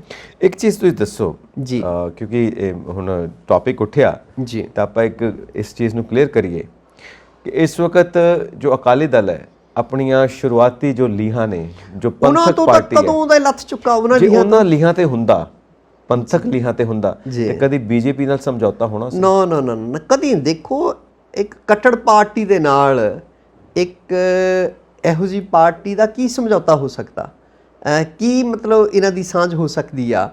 ਔਰ ਇਹ ਅਕਾਲੀ ਦਲ 1925 ਵਾਲਾ ਅਕਾਲੀ ਦਲ ਤਾਂ ਉਹਨਾਂ ਸਿਧਾਂਤਾਂ ਤੋਂ ਤਾਂ ਅਕਾਲੀ ਦਲ ਕਦੋਂ ਦਾ ਥਿੜਕ ਚੁੱਕਾ ਹੈ ਨਾ। ਉਹ ਤਾਂ ਦਾੜੀਆਂ ਵਾਲੇ ਸਾਬਤ ਸੂਰਤ ਸਿੱਖ ਸੀਗੇ ਹੈ ਨਾ। ਤੇ ਹੁਣ ਕਲੀਨ ਸ਼ੇਵ ਹੁੰਦੇ ਆ ਅਕਾਲੀ ਦਲ ਦੇ ਅਹੁਦੇਦਾਰ। ਉਹ ਕੀ ਆ? ਉਹ ਖੁਦਗਰਜ਼ੀ ਆ, ਉਹ ਮੌਕਾ ਪ੍ਰਸਤੀ ਆ, ਉਹ ਆਪਣੇ ਚਹੇਤਿਆਂ ਨੂੰ ਜਿਹੜਾ ਆ ਸੀਰ ਨਹੀਂ ਵੰਡਣ ਦੇ ਤੁਲ ਮੈਂ ਸਮਝੂੰਗਾ। ਕਦੀ ਤੁਸੀਂ ਦੇਖਿਆ ਵੀ ਅਕਾਲੀ ਦਲ ਦੇ ਤੁਸੀਂ ਬੀਤਿਆ ਇਤਿਹਾਸ ਚੁੱਕ ਲਓ ਅਕਾਲੀ ਦਲ ਦਾ, ਵੀ ਉਹਦੇ ਵਿੱਚ ਕਿੰਨੇ ਕੁ ਕਲੀਨ ਸ਼ੇਵ ਸੀਗੇ, ਕਿੰਨੀ ਕੁ ਦਾੜੀ ਕੱਟੇ ਲੋਕ ਅਹੁਦੇਦਾਰ ਸੀਗੇ ਉਹਨਾਂ ਦੇ, ਹੈ ਨਾ। ਗੱਲ ਇਹ ਹੈ ਕਿ ਇਹ ਨਿਗਾਰ ਤੁਸੀਂ ਕਦੋਂ ਤੋਂ ਦੇਖਦੇ ਹੋ ਕਿ ਇਹ ਨਿਗਾਰ ਕਿੰਨਾ ਦੇ ਆਉਣ ਤੋਂ ਬਾਅਦ ਸ਼ੁਰੂ ਹੁੰਦਾ ਹੈ, ਪੰਥਕ ਲੀਹਾਂ ਤੋਂ ਕਦੋਂ? ਇਹ ਤਾਂ ਜੱਗ ਜਾ ਰਿਹਾ ਵੀ ਬਾਦਲਾਂ ਨੇ ਜਿਹੜਾ ਬੇੜਾ ਡੁੱਬਿਆ ਹੈਗਾ। ਅਕਾਲੀਆਂ ਦਾ ਸ਼੍ਰੋਮਣੀ ਅਕਾਲੀ ਦਲ ਦੀ ਜਿਹੜੀ ਸਥਿਤੀ ਹੈ ਇਸ ਵੇਲੇ, ਸਿਆਸੀ ਸਥਿਤੀ, ਇਹ ਤੋਂ ਥੱਲੇ ਤਾਂ ਕਦੀ ਨਹੀਂ ਗਈ ਨਾ। ਵੀ 3 ਸੀਟਾਂ ਮਿਲਣ, ਗੱਦੀਓਂ ਲਾਂਭੇ, ਲੋਕ ਸਭਾ ਚੋਣ ਵੀ ਹਾਰ ਜਾਣ, ਬੜਾ ਪੰਥਕ ਧਿਰਾਂ ਇਕੱਠੀਆਂ ਹੋ ਗਈਆਂ। ਉਹ ਪੰਥਕ ਧਿਰਾਂ ਕਿਹੜੀਆਂ ਪੰਥਕ ਧਿਰਾਂ ਇਕੱਠੀਆਂ ਹੋ ਗਈਆਂ? ਕਮਲਦੀਪ ਕੌਰ ਰਾਜੋਆਣੀ ਦੀ ਜ਼ਮਾਨਤ ਜ਼ਬਤ ਹੋ ਗਈ ਆ। ਇਹਦਾ ਮਤਲਬ ਲੋਕਾਂ ਨੇ ਤੁਹਾਨੂੰ ਫੇਰ ਨਕਾਰ ਦਿੱਤਾ। ਤੇ 9 ਮਹੀਨੇ ਤੁਸੀਂ ਕਿੰਨਾ ਰੌਲਾ ਰੱਪਾ ਪਾਇਆ ਹੈ ਨਾ, ਉਹ ਹਾਰ ਬਰਦਾਸ਼ਤ ਨਹੀਂ ਹੋ ਰਹੀ ਔਰ ਫੇਰ ਲੋਕ ਹਰਾ ਰਹੇ ਆ ਤੁਹਾਨੂੰ। ਕਿਉਂਕਿ ਮੈਂ ਇਸ ਚੀਜ਼ ਨੂੰ ਡਿਸਕਸ ਤਾਂ ਕਰ ਰਿਹਾ ਸਤੀ ਸਾਹਿਬ ਕਿ ਅਸੀਂ ਇਹ ਮੰਨਦੇ ਹਾਂ ਕਿ ਪੰਜਾਬ ਨੂੰ ਕੋਈ ਪਾਰਟੀ ਰਿਪਰੈਜ਼ੈਂਟ ਕਰਦੀ ਹੈ ਪੂਰੀ ਤਰ੍ਹਾਂ ਤਾਂ ਉਹ ਅਕਾਲੀ ਦਲ। ਦੇਖੋ ਅਕਾਲੀਆਂ ਨੇ, ਅਕਾਲੀ ਦਲ ਦਾ ਬਹੁਤ ਸ਼ਾਨਦਾਰ ਇਤਿਹਾਸ ਰਿਹਾ, ਠੀਕ ਹੈ ਨਾ। ਅਕਾਲੀ ਦਲ ਦੇ ਵਿੱਚ ਕਿੱਡੇ ਮਹਾਨ ਆਗੂ ਹੋਏ ਆ, ਇਕੱਲੇ ਦਾ ਨਾਂ ਲਵਾਂ ਰਾਤ ਪੈ ਜੂ। ਬਿਲਕੁਲ। ਤੇ ਪੰਜਾਬ ਲਈ ਹਾਂ ਦਾ ਨਾਰਾ ਇਕੱਲਾ ਅਕਾਲੀਆਂ ਨੇ ਮਾਰਿਆ, ਚਾਹੇ ਉਹ ਪੰਜਾਬੀ ਸੂਬੇ ਦਾ ਮੋਰਚਾ ਹੋਵੇ, ਚਾਹੇ ਉਹ ਪੰਜਾਬੀ ਜ਼ਬਾਨ ਦਾ ਹੋਵੇ, ਚਾਹੇ ਉਹ ਚੰਡੀਗੜ੍ਹ ਦਾ ਵੀ ਹੋਵੇ। ਫੇਰੂਮਾਨ ਸਾਹਿਬ ਦੀ ਸ਼ਹਾਦਤ ਹੈ ਨਾ। ਬਿਲਕੁਲ। ਔਰ ਇਸ ਜਦੋਂ ਤੋਂ ਵਾਗਡੋਰ ਬਾਦਲ ਟੱਬਰ ਦੇ ਹੱਥ ਆਉਂਦੀ ਆ, ਉਹਦੇ ਤੋਂ ਬਾਅਦ ਇਹ ਨਿਗਾਰ ਹੋਣਾ ਸ਼ੁਰੂ ਹੁੰਦਾ ਤੇ ਸਿੱਖੀ ਸੰਸਥਾਵਾਂ ਨੂੰ ਢਾਹ ਲੱਗਣੀ ਸ਼ੁਰੂ ਹੁੰਦੀ ਹੈਗੀ ਆ, ਹੈ ਨਾ। ਤੇ ਆਪ ਇਹ ਸਰਕਾਰ ਬਣਾ ਕੇ ਰੱਖੀ ਇਹਨਾਂ ਨੇ। ਉਦੋਂ ਚੰਡੀਗੜ੍ਹ ਤੇ ਪੰਜਾਬੀ ਬੋਲਦੇ ਜਿਹੜੇ ਪੰਜਾਬੀ ਬੋਲਦੇ ਇਲਾਕਿਆਂ ਦਾ ਮਸਲਾ, ਚੰਡੀਗੜ੍ਹ ਰਾਜਧਾਨੀ ਦਾ ਮਸਲਾ, ਬੰਦੀਆਂ ਦਾ ਮਸਲਾ, ਉਦੋਂ ਇਹ ਮਸਲੇ ਕਿੱਥੇ ਜਾਂਦੇ ਆ, ਠੀਕ ਹੈ ਨਾ। ਸੋ ਇਹ ਉਹ ਅਕਾਲੀ ਦਲ ਨਹੀਂ ਜਿਹੜਾ ਪੰਜਾਬ ਦੇ ਹਿੱਤਾਂ ਲਈ ਲੜਦਾ ਮਰਦਾ ਰਿਹਾ ਅਕਾਲੀ ਦਲ। ਔਰ ਕਿਤੇ ਨਾ ਕਿਤੇ ਇੱਕ ਗੱਲ ਜੋ ਹੋਰ ਵੀ ਸਾਹਮਣੇ ਆਉਂਦੀ ਹੈ, ਆਪ ਮਤਲਬ ਮੁੱਖ ਮੰਤਰੀ ਪੁੱਤ, ਡਿਪਟੀ ਚੀਫ ਮਿਨਿਸਟਰ, 9 ਕੇਂਦਰ ਦੀ ਮੰਤਰੀ, ਠੀਕ ਹੈ, ਜਿਹੜਾ ਪੁੱਤ ਦਾ ਸਾਲਾ ਮੰਤਰੀ, ਉਹ ਤਾਂ ਬਾਦਲ ਐਂਡ ਕੰਪਨੀ ਸਰਕਾਰ ਰਹੀ ਆ ਨਾ। ਉਹ ਲੋਕਾਂ ਦੀ ਸਰਕਾਰ ਨਹੀਂ ਸੀ, ਉਹ ਅਕਾਲੀ ਦਲ ਦੀ ਸਰਕਾਰ ਨਹੀਂ ਸੀ। ਔਰ ਇੱਕ ਚੀਜ਼ ਜਿਹੜੀ ਮੈਂ ਗੱਲ ਕਰਨ ਲੱਗਾ ਸੀ ਕਿ ਜੋ ਸਾਡੇ ਇਤਿਹਾਸਿਕ ਸਥਾਨ ਨੇ ਜੀ, ਉਹਨਾਂ ਦੀ ਸਾਂਭ ਸੰਭਾਲ ਜੀ, ਜੋ ਉਹਨਾਂ ਦਾ ਸਵਰੂਪ ਹੈ ਓਰੀਜਨਲ, ਕਿਤੇ ਉਹਦੇ ਨਾਲ ਕੋਈ ਛੇੜਖਾਨੀ ਇੱਕ ਥਾਂ ਹੋਈ ਆ।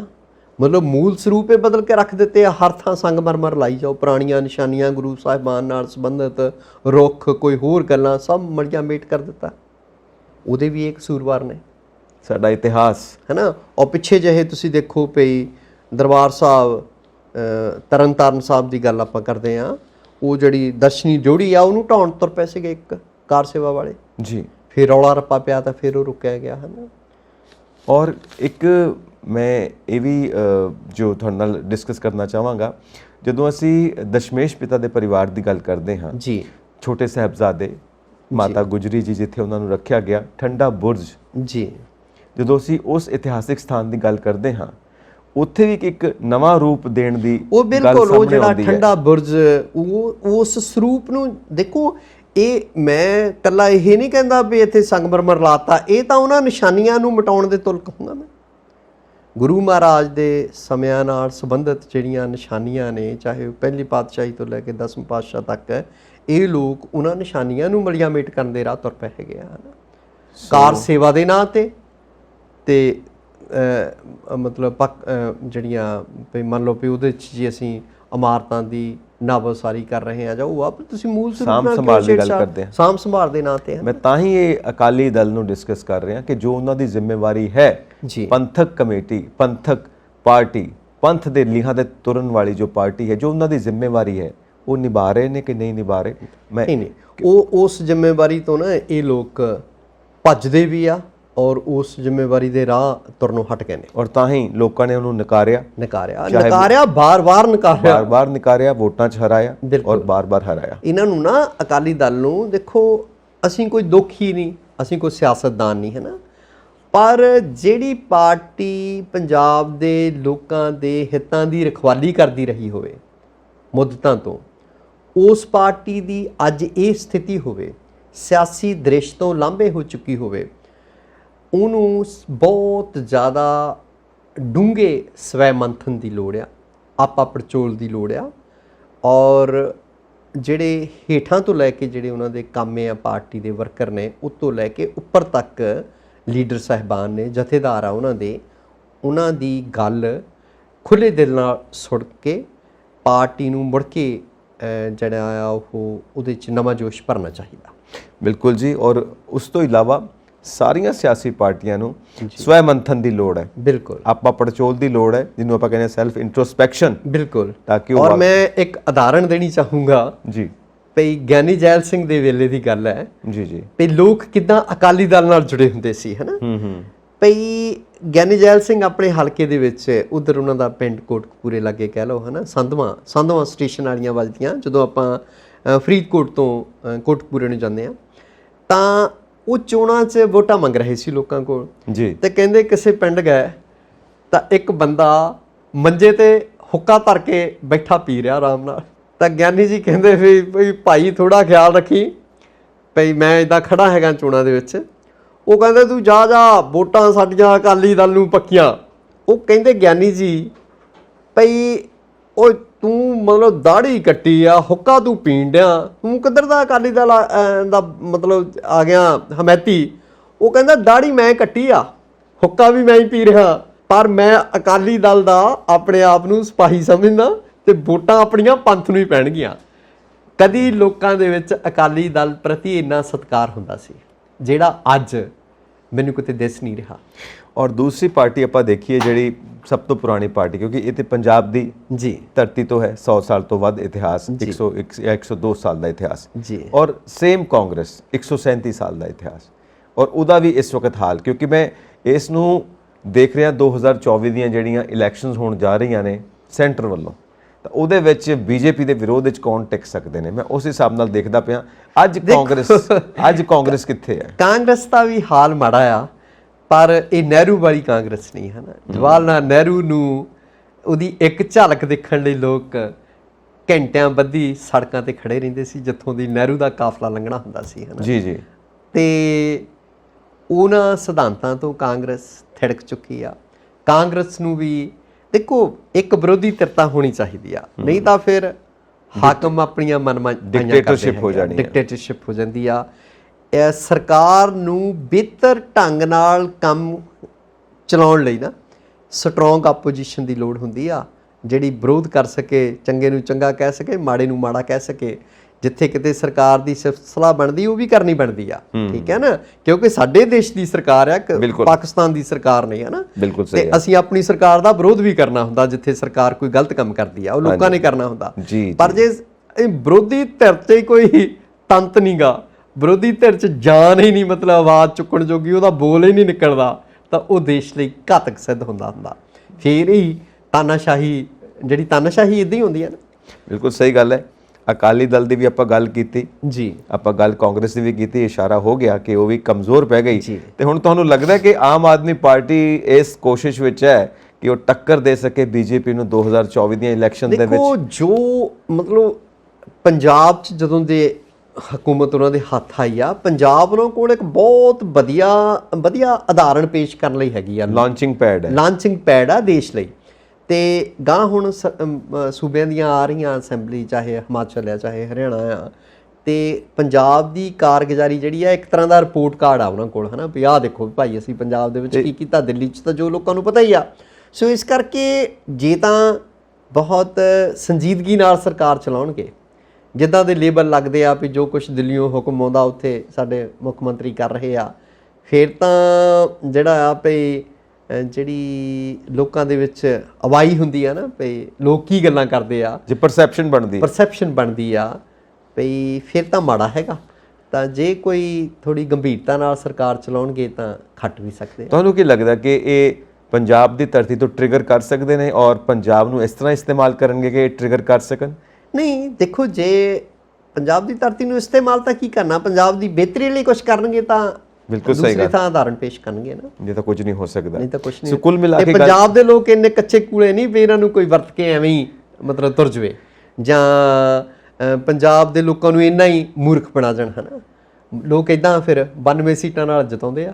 ਸੋ ਸਾਰੀ ਗੱਲਬਾਤ ਤੋਂ ਬਾਅਦ, ਪੂਰਾ ਚੱਕਰ ਲਾਉਣ ਤੋਂ ਬਾਅਦ ਆਪਾਂ ਉਸੇ ਪੁਆਇੰਟ ਤੇ ਫੇਰ ਆ ਗਏ ਜੀ ਕਿ ਹੁਣ ਆਮ ਆਦਮੀ ਪਾਰਟੀ ਕੀ ਕਾਰਗੁਜ਼ਾਰੀ ਕਰਦੀ ਹੈ, ਚਾਹੇ ਬਜਟ ਪੇਸ਼ ਹੋਇਆ, ਚਾਹੇ ਅੱਗੇ ਹੋਰ ਪਾਲਿਸੀਜ਼ ਆਉਣਗੀਆਂ 3 ਮਹੀਨੇ ਤੋਂ। ਨਵੀਂ ਵਜ਼ਾਰਤ 'ਚ ਵੀ ਵਾਧਾ ਹੋ ਰਿਹਾ ਸੁੱਖ ਨਾਲ, ਬਿਲਕੁਲ ਐਕਸਟੈਂਸ਼ਨ ਹੋਏਗੀ। ਇਦਾਂ ਦਾ ਵੀ ਸੁਣ ਰਹੇ ਵੀ ਇੱਕ ਬੀਬੀ ਵੀ ਵਜ਼ੀਰ ਬਣ ਰਹੀ ਆ। ਸੋ ਸਰਕਾਰ ਜਿਹੜੀ ਆ ਸੰਜੀਦਗੀ ਨਾਲ ਚੱਲੂਗੀ ਤਾਂ ਸੂਬੇ ਲਈ ਕੁਝ ਕਰੂਗੀ, ਬਿਲਕੁਲ, ਤਾਂ ਚੰਗਾ ਰਿਪੋਰਟ ਮਤਲਬ ਲੋਕਾਂ 'ਚ ਜਾਊਗੀ। ਬਿਲਕੁਲ, ਜੋ ਕੈਬਨਿਟ ਦੀ ਐਕਸਪੈਂਸ਼ਨ ਹੋਏਗੀ ਜਾਂ ਉਸ ਤੋਂ ਬਾਅਦ ਨਵੀਆਂ ਪਾਲਿਸੀਆਂ ਆਉਣਗੀਆਂ, ਕਿੱਧਰ ਨੂੰ ਜਾਂਦੇ ਨੇ, ਔਰ ਜੋ ਬਜਟ ਪੇਸ਼ ਕੀਤਾ ਉਹਦੇ ਜੋ ਨਵੀਆਂ ਗੱਲਾਂ ਪੇਸ਼ ਕਰਨ ਦੀ ਕੋਸ਼ਿਸ਼ ਕੀਤੀ ਹੈ, ਬਿਲਕੁਲ ਉਹ ਲੀਹਾਂ ਤੇ ਤੁਰਦੇ ਨੇ ਕਿ ਨਹੀਂ ਤੁਰਦੇ। ਸੋ ਇਹ ਸਾਰੀਆਂ ਗੱਲਾਂ ਕੁੱਲ ਮਿਲਾ ਕੇ ਜੋ ਰਿਜ਼ਲਟ ਦੇਣਗੀਆਂ ਉਹ ਆਮ ਆਦਮੀ ਪਾਰਟੀ ਦੀ ਦਿੱਖ ਪੂਰੇ ਦੇਸ਼ ਵਿੱਚ ਬਣੇਗੀ। ਸੋ ਆਪਾਂ ਇਹ ਉਮੀਦ ਕਰ ਸਕਦੇ ਹਾਂ ਕਿ ਦੇਖੋ 2024 ਦੀਆਂ ਇਲੈਕਸ਼ਨਸ ਨੂੰ ਸਾਹਮਣੇ ਰੱਖ ਕੇ ਇਹ ਕਿਸ ਤਰ੍ਹਾਂ ਦੇ ਸਟੈਪਸ ਲੈਂਦੇ ਨੇ, ਕਿਉਂਕਿ ਇਹ ਬੜੀ ਇੰਟਰਸਟਿੰਗ ਜੀ, ਬੜੀ ਦਿਲਚਸਪ ਸਿਚੁਏਸ਼ਨ ਬਣੀ ਹੋਈ ਹੈ। ਹੀ ਬਿਲਕੁਲ ਸਥਿਤੀ ਬਣੀ ਹੋਈ ਹੈ ਜੀ। ਸੋ ਦਿਲਚਸਪੀ ਹੁਣ ਸਾਡੇ ਦਰਸ਼ਕਾਂ ਦੀ ਇਹਦੇ ਵਿੱਚ ਹੋਏਗੀ ਕਿ ਨੈਕਸਟ ਐਪੀਸੋਡ ਦੇ ਵਿੱਚ ਅਸੀਂ ਕੀ ਨਵੀਆਂ ਚੀਜ਼ਾਂ ਲੈ ਕੇ ਆਵਾਂਗੇ, ਤੇ ਫਿਲਹਾਲ ਅਸੀਂ ਦਰਸ਼ਕਾਂ ਕੋਲੋਂ ਇਜਾਜ਼ਤ ਚਾਹਾਂਗੇ। ਆਗਿਆ ਜੀ। ਸੋ ਇੱਕ ਗੁਜ਼ਾਰਿਸ਼ ਇਹ ਹੈ ਕਿ ਆਪਣੇ ਵਿਚਾਰ ਸਾਨੂੰ ਜ਼ਰੂਰ ਇਨਬਾਕਸ ਕਰਿਆ ਕਰੋ ਤਾਂ ਕਿ ਸਾਨੂੰ ਪਤਾ ਲੱਗੇ ਕਿ ਤੁਸੀਂ ਹੋਰ ਕੀ ਚਾਹੁੰਦੇ ਹੋ, ਜੋ ਅਸੀਂ ਆਪਣੇ ਜਾਂ ਪ੍ਰੋਗਰਾਮ ਦੀ ਬਿਹਤਰੀ ਲਈ ਅਸੀਂ ਹੋਰ ਕੀ ਕਰ ਸਕਦੇ ਹਾਂ, ਜਾਂ ਸਾਡੀ ਪੇਸ਼ਕਾਰੀ ਦੇ ਵਿੱਚ ਜਿਹੜੀ ਕਮੀ ਪੇਸ਼ੀ ਆ ਉਹ ਤੁਸੀਂ ਸਾਡੇ ਧਿਆਨ ਵਿੱਚ ਲਿਆ ਸਕਦੇ ਹੋ। ਬਿਲਕੁਲ ਜੀ, ਜੋ ਅਸੀਂ ਆਪਣੇ ਇਸ ਪਲੇਟਫਾਰਮ ਤੋਂ ਹੋਰ ਬਿਹਤਰੀ ਨਾਲ ਪ੍ਰੋਜੈਕਟ ਕਰ ਸਕੀਏ ਤੁਹਾਡੇ ਸਾਰਿਆਂ ਦੇ ਲਈ। ਤੁਹਾਡਾ ਆਪਣਾ ਚੈਨਲ ਪੰਜਾਬ ਮੇਲ USA TV, ਇਹਨੂੰ ਸਬਸਕ੍ਰਾਈਬ ਕਰੋ ਤੇ ਹਮੇਸ਼ਾ ਇਹਦੇ ਨਾਲ ਜੁੜੇ ਰਹੋ ਔਰ ਇਹਦੇ ਵੱਖ-ਵੱਖ ਪ੍ਰੋਗਰਾਮ ਵੇਖਦੇ ਰਹੋ। ਚਲਿਏ ਜੀ, ਆਗਿਆ ਲਈਏ। ਸਤਿ ਸ੍ਰੀ ਅਕਾਲ ਜੀ। ਸਤਿ ਸ੍ਰੀ ਅਕਾਲ।